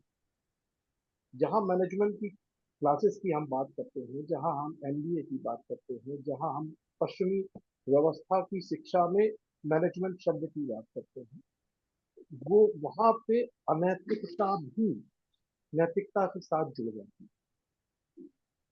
तो इन दोनों को भी अलग अलग करने की जरूरत है। अभी बहन जी पूछ रही थी, मैं बीच में इंटरनेट चला गया था, मैं पूरी बात समझ नहीं पाया उनकी। वो पूछ रही थी कि हम ये जो लीडरशिप सिस्टम चला रहे हैं, लीडरशिप लैब, इसमें आगे हम क्या करने वाले हैं, मैं सुन नहीं पाया था। अभिषेक जी से निवेदन है मेरा कि वो थोड़ा मेरे को समझाएं कि हम आगे क्या करना चाहते हैं। पर जी, मेरा जो अभी विचार, इस विषय पे मैं बिल्कुल लास्ट में बोलूंगा, आपको बिल्कुल बताऊंगा, डिटेल में बताऊंगा। जी। इस पे मेरा जो विचार, वो विचार ये है कि हिंदुस्तान का जितना इतिहास मैंने पढ़ा है, हिंदुस्तान पे जितना समझा है, उसमें एक बात समझ में आती है कि हिंदुस्तान को चलाने वाले लोग जिस शिक्षा पद्धति से, जिस वैचारिक पृष्ठभूमि से आते हैं, उस वैचारिक पृष्ठभूमि को पूरे हिंदुस्तान पर लागू करते हैं। जैसे आज ही बात चल रही थी कि उत्तराखंड में शायद मुख्यमंत्री जी ने ये नियम दिया है कि हिंदी में हम नंबर लिखेंगे अपने व्हीकल्स पे। मैंने जब इस पर थोड़ा सा जानकारी प्राप्त करने की कोशिश की तो पता चला 1989 में या 90 के आसपास, 80 के दशक में कभी ये नियम आया था कि सारे नंबर अंग्रेजी में लिखे जाएंगे। मेरा एक छोटा सा प्रश्न है इस पे कि उस समय कितने लोग अंग्रेजी जानते थे? आज अगर हिंदी में वो नंबर लिखे जाएं तो पूरे देश में विवाद मचता है कि कितने लोग हिंदी जानते हैं। अंग्रेजी जानने वालों से ज्यादा जानते हैं। दो नहीं नहीं नहीं, मुझे कुछ नहीं चाहिए। नहीं नहीं नहीं नहीं, बस हो गया, बहुत हो गया। नहीं नहीं नहीं, बहुत हो गया, बस बस कुछ नहीं। भाई साहब माइक आपका चालू है जी। तो विषय ये है कि हम किनको समझाएं। तो मुझे लगता है सबसे पहले समझाने की जरूरत है जो लाल बहादुर शास्त्री एडमिनिस्ट्रेटिव यूनिवर्सिटी, वो क्या मसूरी में जो ट्रेनिंग इंस्टीट्यूट है, हमारी शिक्षा पद्धति बदलने से पहले उनकी शिक्षा, उनका सिलेबस बदलना जरूरी है। क्योंकि वो लोग हैं जो पूरे देश का में नीतियां इम्प्लीमेंट करते हैं। सबसे पहले शिक्षा की जरूरत है आईएएस आईपीएस लोगों को, क्योंकि वहीं से सारे विचार निकलते हैं। हम कितना भी चिल्लाते रहें, कितना भी वो सुनते रहें, जब तक उनको वो बात समझ में नहीं आएगी तब तक नहीं। और समझ में उनको तब आएगी जब वो उतने शिक्षित होंगे। आज के समय में आप पुराने इतिहास उठा लें, जितने नियम बने, जितनी क्रांतियां हुई, श्वेत हुई, हरित हुई, जितनी जमाने की सारी क्रांति, चाहे उनने डालडा खिलाया चाहे कुछ भी, वो सारी चीजें जो उनने की है वो आज 100% गलत साबित हो रही है। हमारी जो पुरानी पद्धतियां थी वो आज 100% सही साबित हो रही है। तो इन जिनने नियम बनाए, जिनने कानून बनाए, जिनने पॉलिसीज बनाई, जिनने व्यवस्थाएं, इस देश की व्यवस्थाएं बनाई, जो इस देश को चलाते रहे, उनसे प्रश्न करने का बनता है कि भैया ये आपने निर्णय लिए थे, ये व्यवस्थाएं आपने बनाई थी, क्या हुआ? एक ही चीज गड़बड़ है कि आदर्श और जो कर्तव्य है हमारे, इसका ना संविधान में कहीं उल्लेख है, ना कानून व्यवस्था में कहीं। हम सिर्फ अधिकारों की बात करते हैं, कर्तव्यों की बात हम कहीं नहीं करते। तो एक तो कर्तव्य जोड़ना जरूरी है, दूसरा राम और कृष्ण हो, गीता हो, या जो अ, सनातनी सोच है काम की, उस पे हमको ये विचार करना ही होगा कि हमको कर्तव्यों पे जोर देना है, अधिकारों पे नहीं। और उन कर्तव्यों को कैसे प्रतिपादित करें, ये पढ़े लिखे लोग जो हमारे देश की नीतियां बनाए, उन कर्तव्यों पे कैसे फोकस हो, इस पे विचार होना चाहिए। धन्यवाद भाई साहब, बस इतना ही। धन्यवाद सचिन जी। डॉक्टर राहुल मिश्रा। जी जी बताइए। जी के जो अभिषेक जी, दो विषय थे, उस पर आप कुछ कहना चाहेंगे? नहीं, वो तो एक प्रतिक्रिया थी हमारे सचिन जी की, अच्छी बात उन्होंने बोली। एक उनका ओपिनियन था, नहीं कोई प्रश्न शायद नहीं था वो। अभिषेक और जी, मैं डॉक्टर सुभाष नलांगे बात कर रहा हूँ। मुझे भी एक ओपिनियन आपको बताना है। बताऊं? जी सुभाष जी, प्रश्न। सुन रहे? जी जी, आवाज आ रही है आपकी। हाँ, मुझे राम और रावण इनके बारे में थोड़ा आपको बताना है। प्रभु रामचंद्र जी एक अच्छे संगठक थे। उनका जो नेचर था वो कोऑपरेटिव का था। वो 14 साल अलग अलग क्षेत्र में गए, तो वो क्षेत्र आज क्लस्टर बन गए। जैसा हमारा नासिक क्षेत्र है, नासिक में आए थे तो नासिक एरिया भी प्रभु रामचंद्र का एक क्लस्टर बन गया। उनका जो संगठन था, वहां उन्होंने जाके संगठन बनाया, लोगों को साथ लिया, अलग अलग सभी लोगों को, सैनिक लोगों को। और प्रभु रामचंद्र ने एक भी नियम नहीं तोड़ा। उन्होंने कानून सामने रखकर संगठन किया, कोऑपरेटिव किया, जो आज लोगों ने करना चाहिए। दूसरी बात है राम के वर्सेस रावण। तो रावण का जो संगठन था, लेकिन वो घमंडी था। वो घमंडी हो, रावण का संगठन टूट गया, विभीषण अलग गया, और जो कुछ लोग थे उनका नियोजन बिल्कुल नहीं था संघर्ष करने का। इसलिए रावण वही फंस गया, सोने की लंका होके भी हार गया, और उसका मृत्यु निश्चित था। जैसे आजकल बिजनेस डूबते रावण की जैसी प्रवृत्ति रखा तो कौन सा भी कोऑपरेटिव नहीं चलने वाला, और कौन सा ही उद्योग व्यवसाय भी नहीं चलने वाला। तो कभी भी संगठन मजबूत चाहिए, कोऑपरेटिव नेचर चाहिए, सबको मिलकर साथ लेना चाहिए, घमंडी वृत्ति नहीं रखना चाहिए। मैं आज इतना ही मिश्रा जी से मैंने इतना बोध लिया और आपके सामने मैंने रख दिया। धन्यवाद। धन्यवाद। बिल्कुल एकदम बिंदु पर आपने बात की है डॉक्टर सुभाष। यही है इसका सार। और जिस तरह से आपने रखा, तो एक सूत्र के तौर पर रख दिया कि राम जो है वो, राम का जो चरित्र है वो कोऑपरेटिव को सफल बनाने का है, और रावण का जो चरित्र है वो कोऑपरेटिव और अपने लोगों को जोड़ के नहीं रख पाने से, उनका मनोबल तोड़ने से डुबाने वाला है। तो इससे सीधा उदाहरण तो हो ही नहीं सकता, और इससे बेहतर कुछ नहीं हो सकता। डॉक्टर साहब, जी इस पर आप कुछ कहना चाहेंगे जो अभी सुभाष जी ने कहा?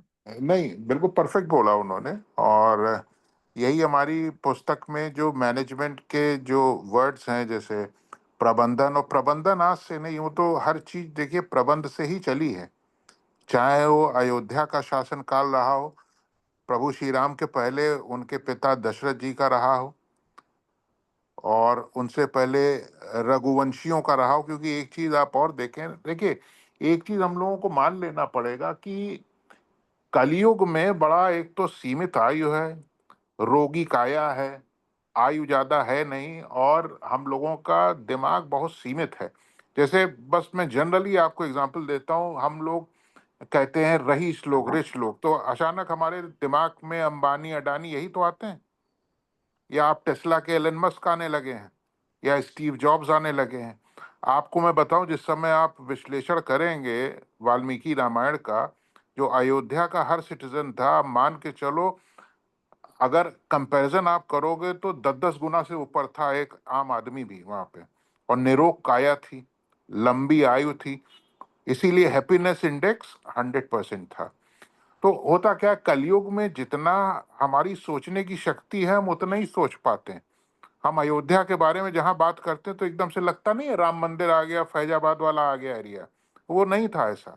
त्रेता युग में आप रखिए, अगर करिए, तो पूरे तीनों लोक को गवर्न करता था अयोध्या, और जो भी उनके राजा हुए सब चक्रवर्ती सम्राट हुए। तो ऐसी जगह पे रिसर्च होना, डॉक्यूमेंटेड उस फॉर्मेट में होना कि क्या ऐसी वहाँ की मिट्टी में खासियत थी। हमारा अभी तो क्योंकि समय कम था, इतने समझ लीजिए बिंदु हैं, 24,000 वर्सेस में पूरी रामायण लिखी गई है और हर वर्ड अपने आप में डॉक्टरेट है। मैं आपको बताऊं, कुछ भी उठा लीजिए आप, डिटेल में जी जाएंगे कोई। अब जैसे हम जब माँ अहिल्या का उद्धार की बात करते, देखिए हमारे यहाँ हिंदुज्म में चीजों को रिलीजन से जोड़ के बहुत आसान किया गया है। माँ अहिल्या की बात आप करें तो प्रभु श्री राम ने उद्धार किया, यही तो लिखा ना, नहीं भक्ति। लेकिन आपको एक चीज और मैं प्रूव करूंगा कि प्रभु श्री राम से बड़ा ऑर्थोपेडिक का डॉक्टर कोई नहीं था। उनको पूर्ण आयुर्वेद और एक्यूपंक्चर नेचुरोपैथी का ज्ञान था, क्योंकि उनके स्पर्श मास्त्र थे। अगर अहिल्या खड़ी हो गई, जो कहते नहीं है कि वो पत्थर के रूप में नहीं तो पैरालिसिस में थी, अगर आज के डेट में एनालाइज करें तो कैसे खड़ी हो गई वो। दूसरा, जब सुग्रीव बाली का युद्ध हो रहा था तो सारी हड्डियां तोड़ दी थी बाली ने सुग्रीव की, तो क्या उनका ऐसा स्पर्श था, कौन सी ऐसी टेक्निक थी कि दूसरे दिन सुग्रीव फिर लड़ने के लिए चला गया। यहाँ तो एक छोटा सा फ्रैक्चर हो जाए तो 6 महीना लगता है रिकवरी में, मानेंगे इस चीज को। जी तो ऐसी बहुत से अछूते बिंदु हैं जिनमें रिसर्च होना जरूरी है। जी जी ये बहुत बढ़िया बात है।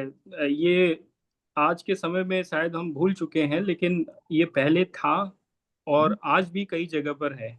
जी अगर धर्म, अध्यात्म, संस्कृति का कॉम्बो किसी भी कार्य के साथ जोड़ा जाए, चाहे वो कोऑपरेटिव हो या संगठन निर्माण हो या कोई वो सामाजिक संगठन हो या कोई आध्यात्मिक या धार्मिक या राजनीतिक संगठन हो, जी तो रिजल्ट अच्छा आता है, क्योंकि जी लोगों में अनुशासन, मैनेजमेंट और लीडरशिप तीनों को मतलब तीनों जो ये चीजें आवश्यक होती हैं किसी संगठन के लिए, तो वो तीनों चीजें इनसे मिलती हैं। इनसे जी इनसे हम इनका अनुसरण करके, इनको फॉलो करके उन चीजों को कर सकते हैं। तो कोई भी संगठन हो, चाहे वो कोऑपरेटिव का हो, चाहे वो सोशल संगठन हो या कोई सोसाइटी हो या एनजीओ हो या कोई पॉलिटिकल पार्टी क्यों ना हो, अगर ये चीजें हैं, धर्म है, अनुशासन है, स्पिरिचुअलिटी है और एक कोई रोल मॉडल है, तो वो चीजें आसान रहती हैं। और यह से ही हमारा दुनिया का इतिहास चला है।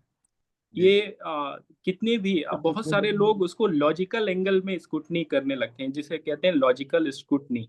वो राम की कथा के कालक्रम को स्क्रूटनाइज करेंगे और बाकी चीजें। तो सच ये है कि जितनी भी कथाएं हैं, ये नैरेटिव है, जितने भी स्टोरीज हैं, ये जो नैरेटिव हैं, ये सब इसके एविडेंस, अगर हम हिस्टोरिकल एविडेंस खंगालने जाएंगे तो कहीं ना कहीं वो बग्स और कहीं ना कहीं वो मिलेगा, लेकिन उनमें जाने का कोई मतलब नहीं है।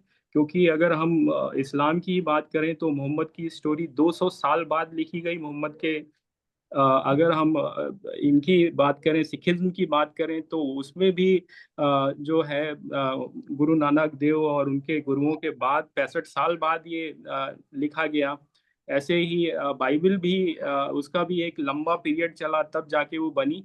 तो ये जो बनी और जो जिससे लोगों का लाइफ चेंज हुआ और लोगों का एक थॉट प्रोसेस डेवलप हुआ, तो कुछ चीजें ऐसी हैं जिनमें हमें लगता है कि हम ज्यादा सोचें मत। जो हमारे काम का है उतना ही हमको लेना चाहिए और उसी पर चीजों को आगे बढ़ाना चाहिए। जिस पे जनता की आस्था है, उस आस्था को में जो अच्छी चीजें हैं उसको कैसे आगे बढ़ाकर संगठन को बेहतर करें, संगठन को अच्छा बनाएं और उसके माध्यम से अपने आर्थिक, सामाजिक और हर तरह के उद्देश्यों की पूर्ति करें। यही प्रयास है और यही प्रयास होना चाहिए। अन्य साथी हैं, प्रश्न बहुत सारे हैं। अ, गोपाल जी, आपने हैंड रेज किया हुआ है। महेश्वरी पांडे जी, आपने हैंड रेज किया हुआ है। प्रश्न करें, एक एक दो दो मिनट में प्रश्न करें, क्योंकि समय काफी हो चुका है और काफी लंबा आज एक्सप्लेनेशन हो रहा है, तो इस वजह से थोड़ा टाइम ज्यादा लग रहा है। गोपाल जी। जी, सबों को प्रणाम। अ, मैं गोपाल प्रसाद हूँ, दिल्ली में। अ, मेरा एक माननीय से प्रश्न है कि आज हम मर्यादा पुरुषोत्तम राम की तो चर्चा करते हैं, लेकिन राम के आदर्शों को आत्मसात करने का प्रयास ही नहीं करते, या तो उसका महत्व नहीं देते। और राम की जब चर्चा होगी तो राम राज्य प्रशासन का, और राम राज्य प्रशासन में जो बारीकियां थी, जो उसका सिस्टम था, जो उसका प्रबंधन था, वो आज हमारे वर्तमान शासन व्यवस्था में क्यों नहीं है। वर्तमान जो शासन व्यवस्था है, तो केंद्र में स्वाभाविक है भाजपा की सरकार है, और भाजपा जो सरकार है, तो ये राम गोपाल को जी, जो अपना चीजें हमारे वश में नहीं है उस पर हम बात ना करें। नहीं यहाँ नहीं पर हम देखिए, क्या बेहतर कर सकते हैं उस पर बात करें। मैं इसी पॉइंट पर ही, केवल प्रबंधन की बात हुई है तो प्रबंधन पर ही मैं चर्चा कर रहा हूँ। जी हाँ, जी। तो जो राम के शासन में जो प्रबंधन थी, जो व्यवस्था थी, वो आज के वर्तमान परिप्रेक्ष्य में कैसे लागू हो सकती है, ये मूल विषय है। इसको आप कैसे इग्नोर कर सकते हैं। और अगर कोई सरकार उसको विषय नहीं बनाती है तो वो दोषी है, ये मेरा कहना है। मैं 3 एग्जाम्पल मैं रखना चाहता हूँ। पहली बात कि राम को वास्तव में वर्तमान सरकार ने वोट बैंक समझ रखा है। राम मंदिर की बात करते हैं इसलिए कि वोट उनको पाना है उस आस्था के बिहाफ पर, लेकिन राम के आदर्शों को वो मानने के लिए तैयार नहीं है। राम की शासन व्यवस्था को वो मानने के लिए तैयार नहीं है। राम की विदेश नीति को वो मानने के लिए तैयार नहीं है। वो विभीषण से सीखना नहीं चाहते, वो जो है सबरी से सीखना नहीं चाहते। तो मेरा इसका प्रत्यक्ष उदाहरण ये है कि मैं तो ये बात कहता हूं कि आज विभीषण को हमें अपना आइकन बनाना पड़ेगा। विभीषण के बिना सारी की सारी युद्ध का सारा वजूद ही खत्म है। कोई वो रावण से ये कभी जीत नहीं पाते अगर विभीषण का वो उनको टिप्स नहीं मिलता। तो आज विभीषण को हम इंटेलिजेंस के रूप में देखते हैं। ये पूरी की पूरी जो सरकार है इंटेलिजेंस के मामले में वो फेल है। तो आज वर्तमान सरकार को अगर राम राज्य प्रशासन से मैं तुलना करूं तो मैं यही देखता हूं कि उस टाइम का इंटेलिजेंस बहुत स्ट्रांग था। उन्होंने विभीषण को इंपॉर्टेंस दिया, उनके साथ मिलकर के वो सारे टिप्स उन्होंने लिए। लेकिन इस सरकार को इस इंटेलिजेंस का न कोई मतलब है। और हमारे जो उस टाइम के जो अंगद की चर्चा की सर ने, तो मैं वर्तमान जो अंगद हैं वो हमारे एस जयशंकर हैं, और वो जिनसे लड़ना होता है उनको पहले जाके बता देते हैं कि हम तुम्हारे खिलाफ लड़ाई लड़ने वाले हैं फलाने तारीख को। तो ये है हमारे विदेश नीति। और ये हमारी विदेश नीति है कि ट्रंप के आगे हम बीन बजा रहे हैं। ट्रंप जो है अपनी मनमानी कर रहा है और ये कह रहा है कि हम जो है हमारे कहने से ये सीज फायर रोका गया। ये हमारी विदेश नीति है। तो हम आज के विदेश नीति को कॉम्परेटिव स्टडी अगर राम राज्य के विदेश नीति से करें, उस टाइम का जो प्रबंधन था और आज का जो प्रबंधन है उसका कॉम्परेटिव स्टडी करने की आज आवश्यकता है। वास्तव में शोध इस पर होना चाहिए, लेकिन हो क्या रहा है, केवल ड्रामेबाजी हो रहा है। रामायण महोत्सव मनाया जा रहा है, वो दीपदान हो रहा है। इस तरह की नौटंकी से कुछ नहीं होने वाला है। वास्तव में जो चीज है प्रबंधन की, और प्रबंधन को इस करंट एडमिनिस्ट्रेशन में लागू करने की, वो क्यों नहीं हो रहा है। इस चीज को, राम राज्य प्रशासन के बारीकियों को सिलेबस का विषय क्यों नहीं बनाया जा रहा है। ये कौन सी शिक्षा नीति बना रहे हैं, कौन सा तब्दीली कर लिए। ये आज तक अगर ये वास्तव में राम आदर्श हैं इनके, तो राम राज्य प्रशासन के उन सारे चीजों को ये इनको वर्तमान शिक्षा पद्धति में सिलेबस में लागू करना चाहिए। तो एक तो बात यह है, अभी क्या हुआ अयोध्या में, इतना सारा ड्रामा हुआ, पुराने जितने मंदिर थे उन सबको तोड़ दिया गया कॉरिडोर के नाम पर। वो सारा अन्याय किया इन्होंने। क्या राम ऐसा ही करते थे? क्या राम ऐसे ही क्रूएल थे कि कॉरिडोर बनाने के लिए ये मंदिरों को क्रश कर दिया जाता? ये यक्ष प्रश्न है। आज उन लोगों के, जो गरीब लोगों के जो बुलडोजर से चला दिए गए, उनके बारे में सोचने वाला कौन है? कहाँ है ऐसी संवेदना सरकार में? लेकिन राम में वो संवेदना था। उन्होंने सबरी का जूठा बेर खाया था। ये वर्तमान शासकों में या सत्ताधीशों में ये दिखती नहीं। इसलिए हम बात सबरी की करेंगे। और पूरे अयोध्या में एकमात्र सबरी का मंदिर था, वो हमारे खटिक कम्युनिटी के धर्मशाला में था। उसको डेमोलिश कर दिया गया और वहां पर बनाया गया क्या? Car parking. ये है वर्तमान शासन व्यवस्था। इस पर कोई बोलने के लिए तैयार नहीं है। हम केवल आस्था और धर्म की तो चर्चा करते हैं, लेकिन धर्म की जो मूल भावना है उसका जो प्रबंध टॉपिक है उसको लागू करने के लिए अपने परिवार में भी लागू करने का साहस नहीं करते, शासन और सत्ता की तो बात छोड़ दीजिए। यही हमारी पीड़ा है, यही हमारा सुझाव है, यही हमारा प्रश्न है। आप इसे जिस रूप में देख लीजिए, लेकिन ये हमारी वेदना है और संवेदना है। मैं धर्म की आड़ में और आस्था की आड़ में नौटंकीबाजी और आडंबरवाद का सख्त विरोधी हूं, और उसके लिए मुझे जिस किसी को भी एक्सपोज करना पड़ेगा मैं करूंगा आगे आने वाले समय में। मैं भी चाहता हूं कि मैं मर्यादा पुरुषोत्तम राम का अनुयायी हूं, उनको फॉलो करता हूं, लेकिन ये झूठे आश्वासन और झूठे खोखले वादे, दावे और जुमलेबाजी को मैं बिल्कुल डिसलाइक करता। राम जुमलेबाज नहीं थे, हमारा वर्तमान शासक जुमलेबाज है, झूठा है। उन्होंने तो समाज की बात को पूरा करने के लिए उन्होंने सीता तक को अग्नि परीक्षा के लिए कह दिया था। क्या हमारे वर्तमान शासक ऐसा कर सकते हैं? ये तो जो विपक्ष की जो आवाज होती है उसको कुंद करने के लिए अरेस्ट कर रहे हैं, एफआईआर दर्ज करवा रहे हैं, अरेस्ट करवा रहे हैं, अखबार बंद करवा रहे हैं, इस तरह की चीजें चल रही है। यानी राम राज्य प्रशासन के जितने एथिक्स थे, जितने रूल्स थे, जितने रेगुलेशंस थे, उसके जस्ट अपोजिट काम हो रहा है। ये है हमारा इंडिकेशन, और इन सबों का पूरा एविडेंस मैं कलेक्ट कर रहा हूं। कैसे कैसे राम के विपरीत आचरण हमारी वर्तमान सत्ताधीशों का है, और यही जनता को जानने की जरूरत है कि हम केवल राम की पूजा और पूजा अर्चना कर लेते हैं, ये सफिशिएंट नहीं है। वास्तव में राम के आदर्शों का यह शासन और प्रशासन भी एडॉप्ट करे उन नियमों को। और जब तक मैं ऐसा पूजा करने वाला व्यक्ति हूं कि मैं जब तक वर्तमान सत्ताधीशों को राम के आदर्शों को मनवा नहीं लूंगा तब तक छोड़ूंगा नहीं। धन्यवाद।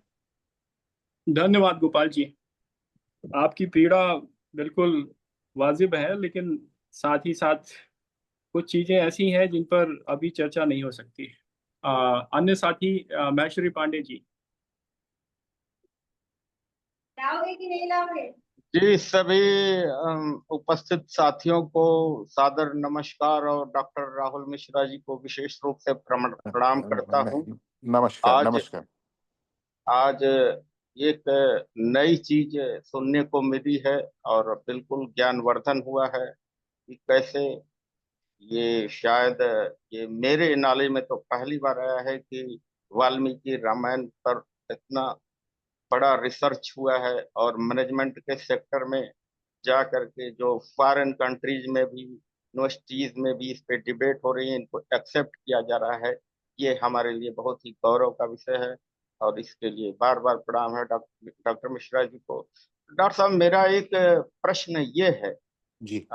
हम लोग जितने साथी हैं सबसे एक निवेदन भी करना चाहूंगा कि अभिषेक जी जो विषय चुनते हैं उसका बहुत लिमिटेड स्कोप होता है, और उसी के दायरे में हम लोगों को बातचीत करनी चाहिए, और हमारे 70% साथी उसको छोड़ देते हैं, 30% ग्रहण करते हैं। तो हम ये प्रतिशत बढ़ाएं अपना। अब मेरा प्रश्न शुरू होता है कि जो ये लीडरशिप की बात हुई है, विभिन्न प्रकार की लीडरशिप, पार्टिसिपेटरी और ट्रांसफॉर्मेटिव और वो थॉट और ये सारी चीजें, तो अब जैसे कि ये धरती का नियम है, जो भी शासन रहता है एक पक्ष होता है, एक विपक्ष होता है, तो वो आज के परिप्रेक्ष्य में भी है। तो एक रावण था, एक राम थे। तो रावण ने भी बड़ा साम्राज्य खड़ा किया था, तो उसके अंदर भी कुछ लीडरशिप का गुण था।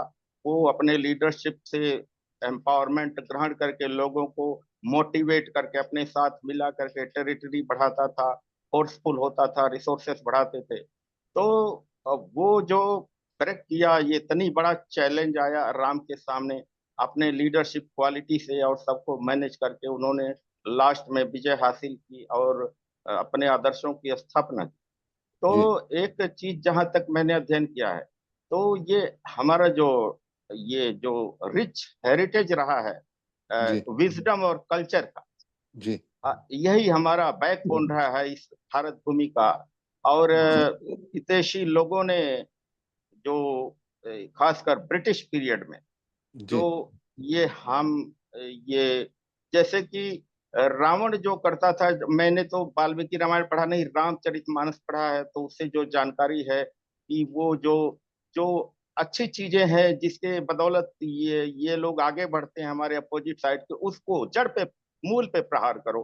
तो मूल पे प्रहार के क्रम में रावण करता था कि हवन जप यज्ञ पर प्रतिबंध कर दो, जहां द्विज भोज हो वो बंद कर दो, लगा दो आग गो द्विज हो जहां पर। मतलब जिससे जो है पॉजिटिविटी आती है, इन लोगों को विजडम बढ़ती है, जिससे एम्पावरमेंट बढ़ता है, वो सारी चीजों की जड़ काट और इनको जी बर्बाद कर दो, इस पर वो जी काम करता था। तो क्या मैं इसको ब्रिटिश रूलर्स ने जो हमारे साथ किया है, कि दोनों को एक साथ जोड़ा जा सकता है, और जैसे राम ने इस चीज को चैलेंज लेकर के समूल नाश किया, उस तरह से हम लोग इस क्षेत्र में कैसे आगे बढ़ सकते हैं या विचार बना सकते हैं, ये मेरा प्रश्न। नहीं, बिल्कुल आप बिल्कुल सही आपने पॉइंट को रेस किया है, और मैं तो इसी विषय वस्तु को लेके आगे बढ़ रहा हूँ कि जैसे एक प्रश्न अभी आया भी था कि क्या यहीं तक गोष्ठी सीमित है? नहीं, इसमें चर्चा होनी चाहिए, शॉर्ट सेमिनार्स, कॉन्फ्रेंस हो, और एंशियंट विजडम का और मैनेजमेंट प्रैक्टिसेस का एक मैं तो लेक्चर्स लेता हूँ किसी भी उसमें, तो हमारा एंशियंट विजडम मॉडर्न प्रैक्टिसेस में कैसे इम्प्लीमेंट हो सकता है। जो आपने विजडम की बात की, कल्चर की बात की, मैं उसको ही प्रमोट कर रहा हूँ।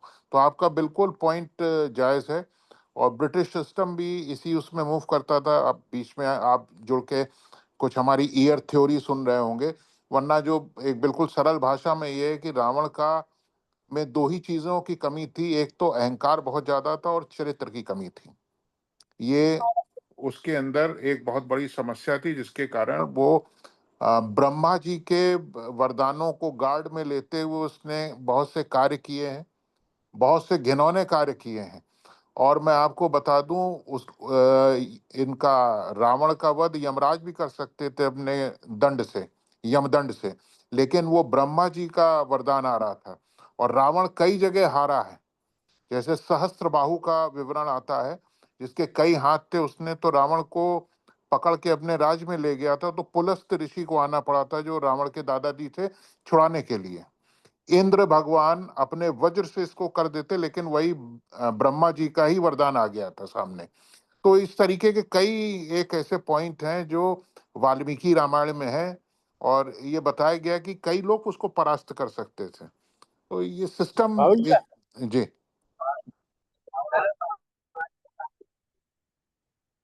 राहुल जी, बट आपका ये बिल्कुल सही है, इन हम लोग विजडम और कल्चर को प्रमोट करें, और जहां तक हो सके बच्चे, जैसे क्लास 12 तक का स्कूल है, 11-12 के बच्चों के बीच में इस चीज का प्रचार प्रसार होना चाहिए। प्रभु श्री राम की लीडरशिप क्वालिटी और Ram versus Ravan style of management, जिसमें राम चंद जी के मैनेजमेंट स्टाइल को प्रमोट करना चाहिए।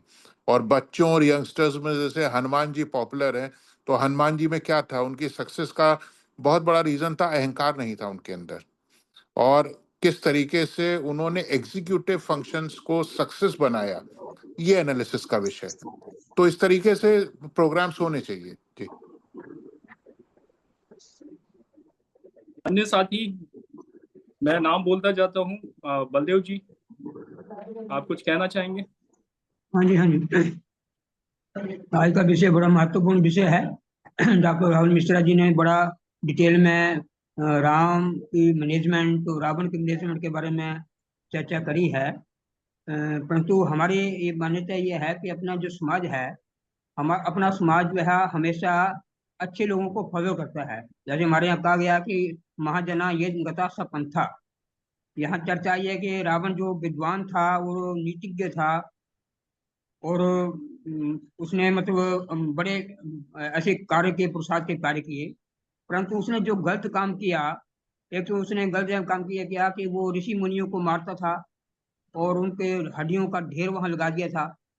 दूसरा उसकी गलत कमी ये थी कि वो सीता का उसने अपहरण कर लिया, और विभीषण के कहने पर भी यहाँ तक कि कुंभकर्ण और मेघनाथ ने भी उसको बड़ा समझाया, और उसकी धर्मपत्नी ने भी उसको समझाया, परंतु उसके बावजूद वो माना नहीं।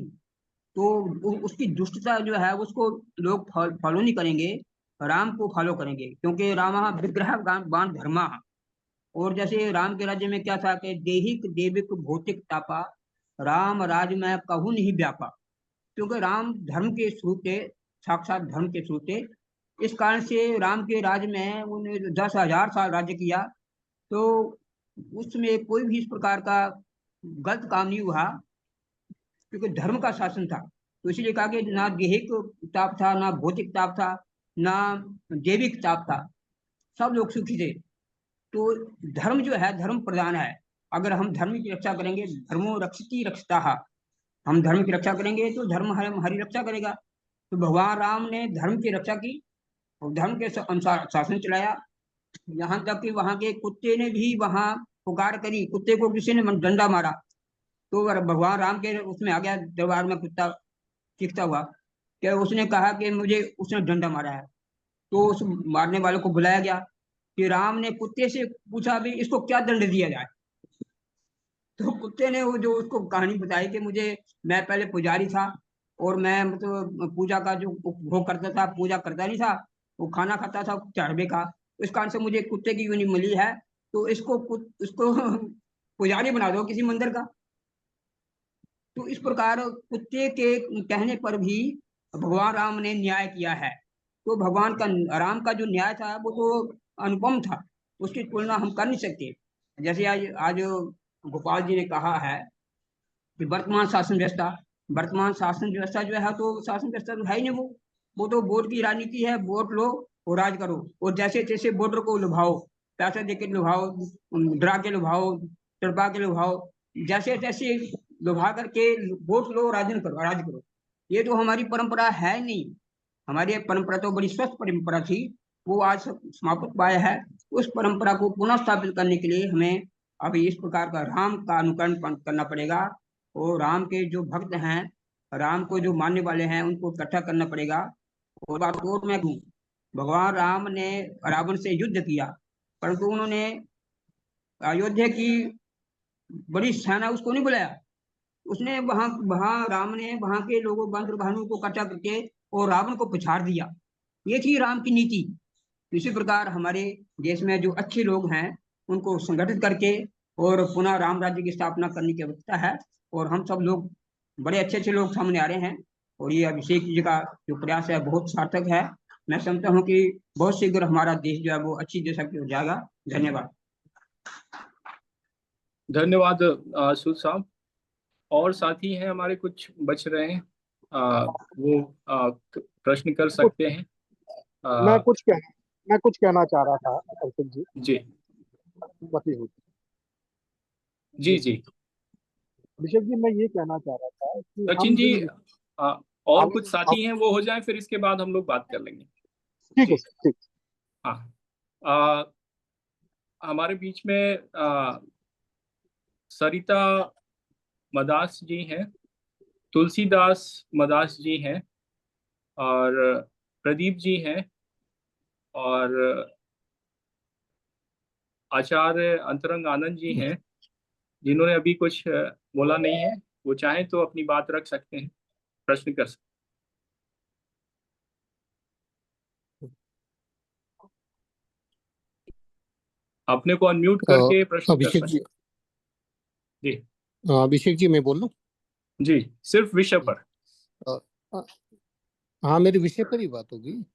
और राहुल जी, भाई साहब, आपका मैंने स्पीच सुना था रामायण के ऊपर, और तो मुझे मेरी 2016 की स्पीच याद आ गई थी कि इसी पे ही मेरी 2016 में ह्यूस्टन में यूनिवर्सिटी में स्पीच हुई थी, और मैं साहित्यकार हूँ।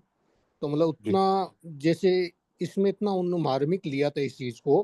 हालांकि ठीक है, मैं जैन धर्म से बिलोंग करता हूँ, तो उन्होंने जिस हिसाब से रेस्पेक्ट किया था, आई होप अनबिलीवेबल कि हिंदी का इस हिसाब से आध्यात्मिक उसको रेस्पेक्ट देते हैं और उतना करते हैं। मैं आप जितना हाईली प्रोफेशनल, हाईली इतने एजुकेटेड भी नहीं हूँ। मैंने वहाँ पे शुरुआत ही करी थी। मैंने वहाँ पे शुरुआत भी करी थी।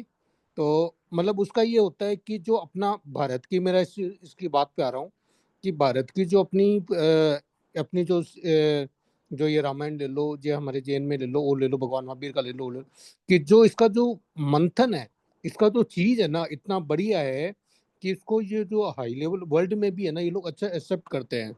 मेरी एवरीडे विश्व के सातों महाद्वीप में रचना निकलती है, इतनी रेस्पेक्ट करते हैं कि उसका मेरे अकल्पनीय चिंतन है, उसका इतना बिलीव ही नहीं कर पाते, और इतनी मन में संतुष्टि होती है। हमारे अहंकार के भाव नहीं है, मेरे आध्यात्मिक लेखक साहित्यकार हूँ, तो उसका अच्छा लगता है कि मतलब वो एक भारतीय संस्कृति को इतना महत्व देते हैं।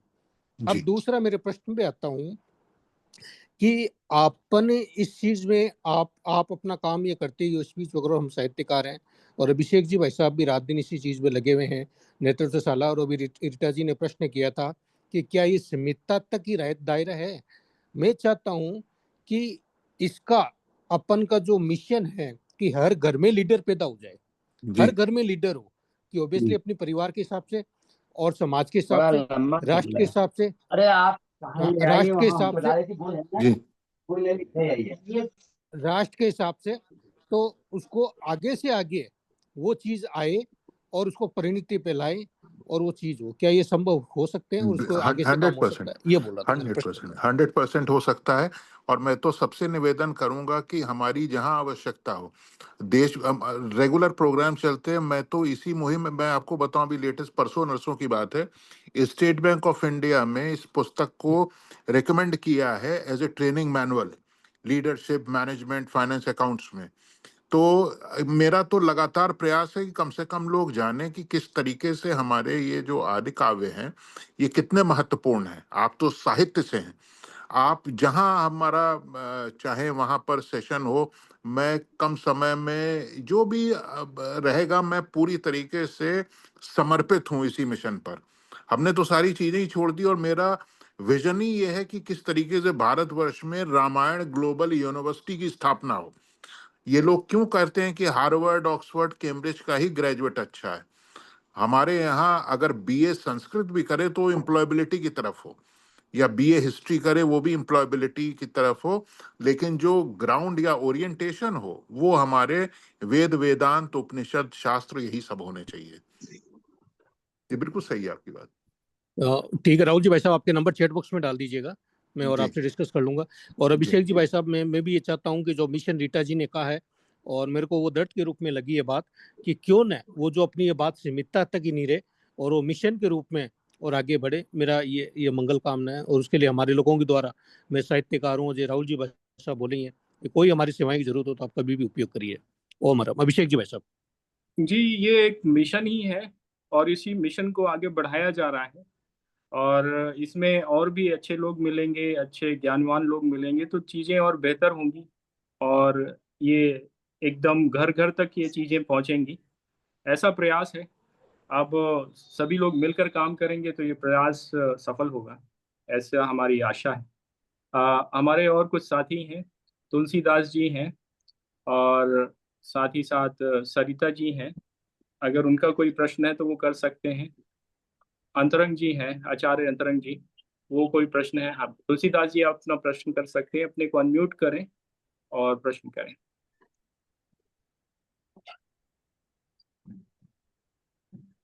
तुलसीदास जी, अपने को अनम्यूट करिए, अनम्यूट।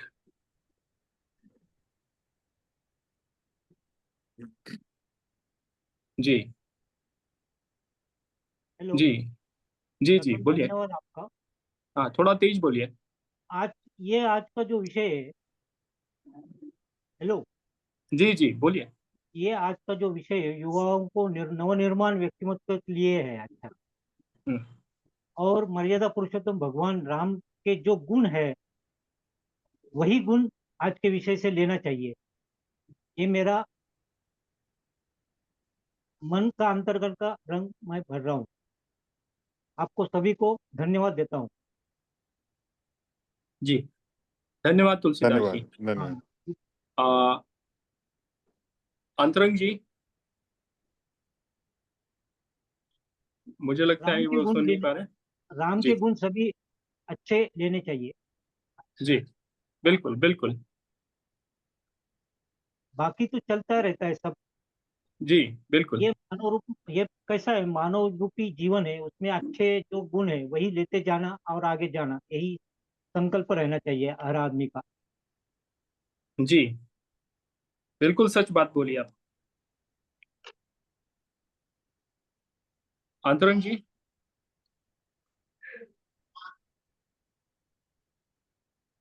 आपको आवाज आ रही है?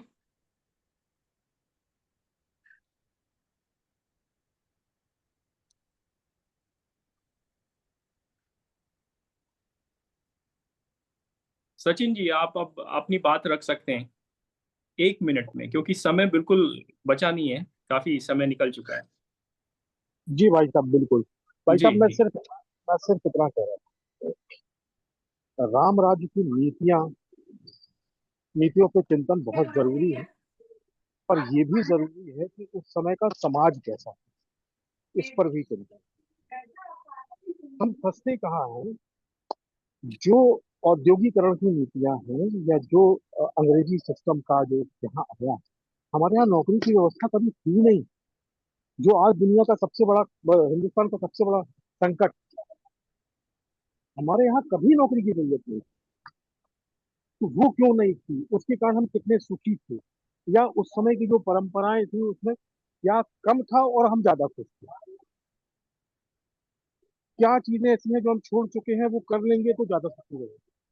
इन पे भी छोटी छोटी चीज होना चाहिए, और इस पॉइंट ऑफ व्यू से भी देखना चाहिए। हम थोड़ा सा ज्यादा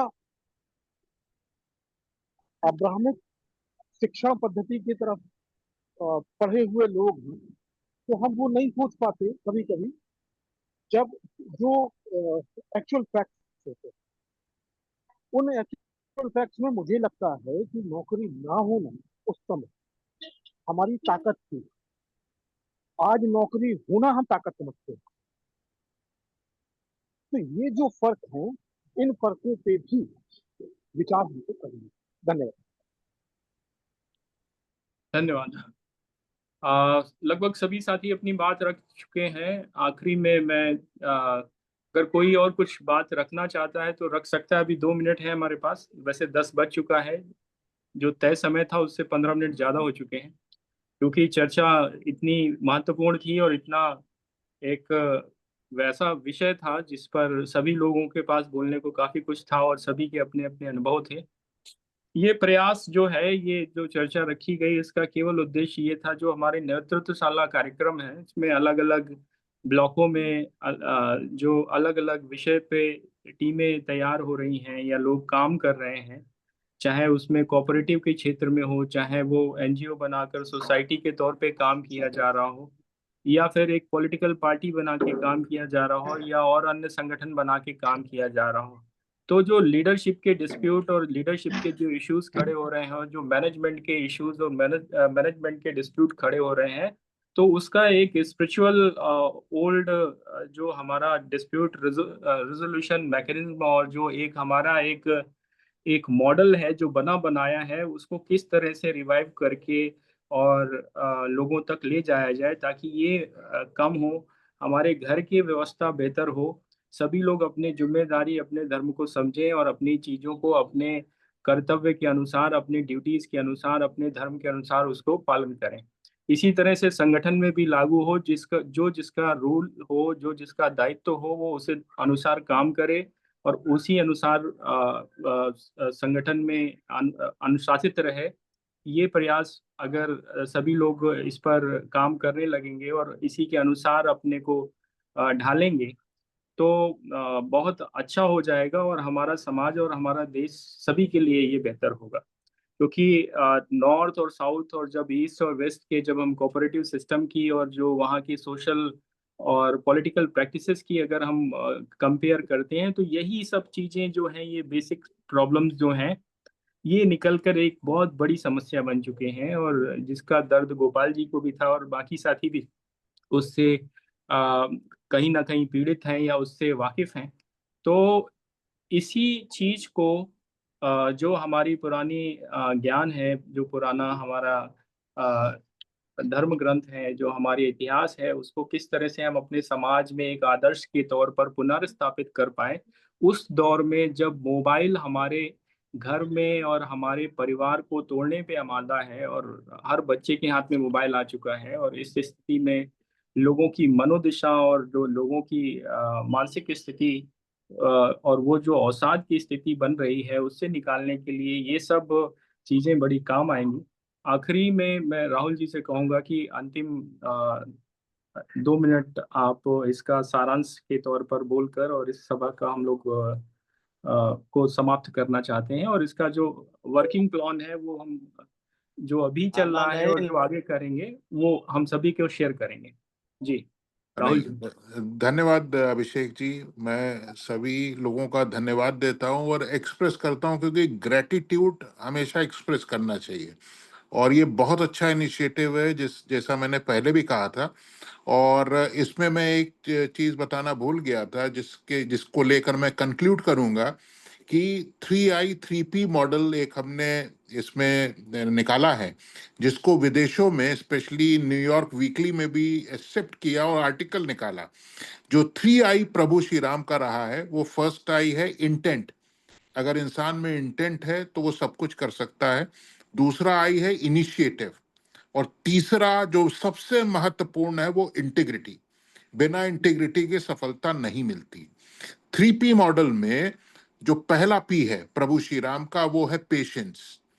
दूसरा पी है पॉजिटिविटी, पॉजिटिव सोच। तीसरा है परसिवरेंस, कंटिन्यूअस एफर्ट। तो 3I 3P मॉडल ये मैनेजमेंट का, प्रभु श्री राम के मैनेजमेंट का बहुत बड़ा हिस्सा है। तो इसी को बता के मैं इसको विराम देता हूं और बहुत बहुत धन्यवाद। बहुत बहुत धन्यवाद राहुल जी, और आप सभी साथी जो जुड़े, और जो भी प्रश्न है आप लिख के भी पूछ सकते हैं या फिर व्हाट्सअप कर सकते हैं, उनको हम लोग दूर करने की कोशिश करेंगे और इन प्रोग्रामों को अलग अलग क्षेत्रों में ले जाया जाएगा।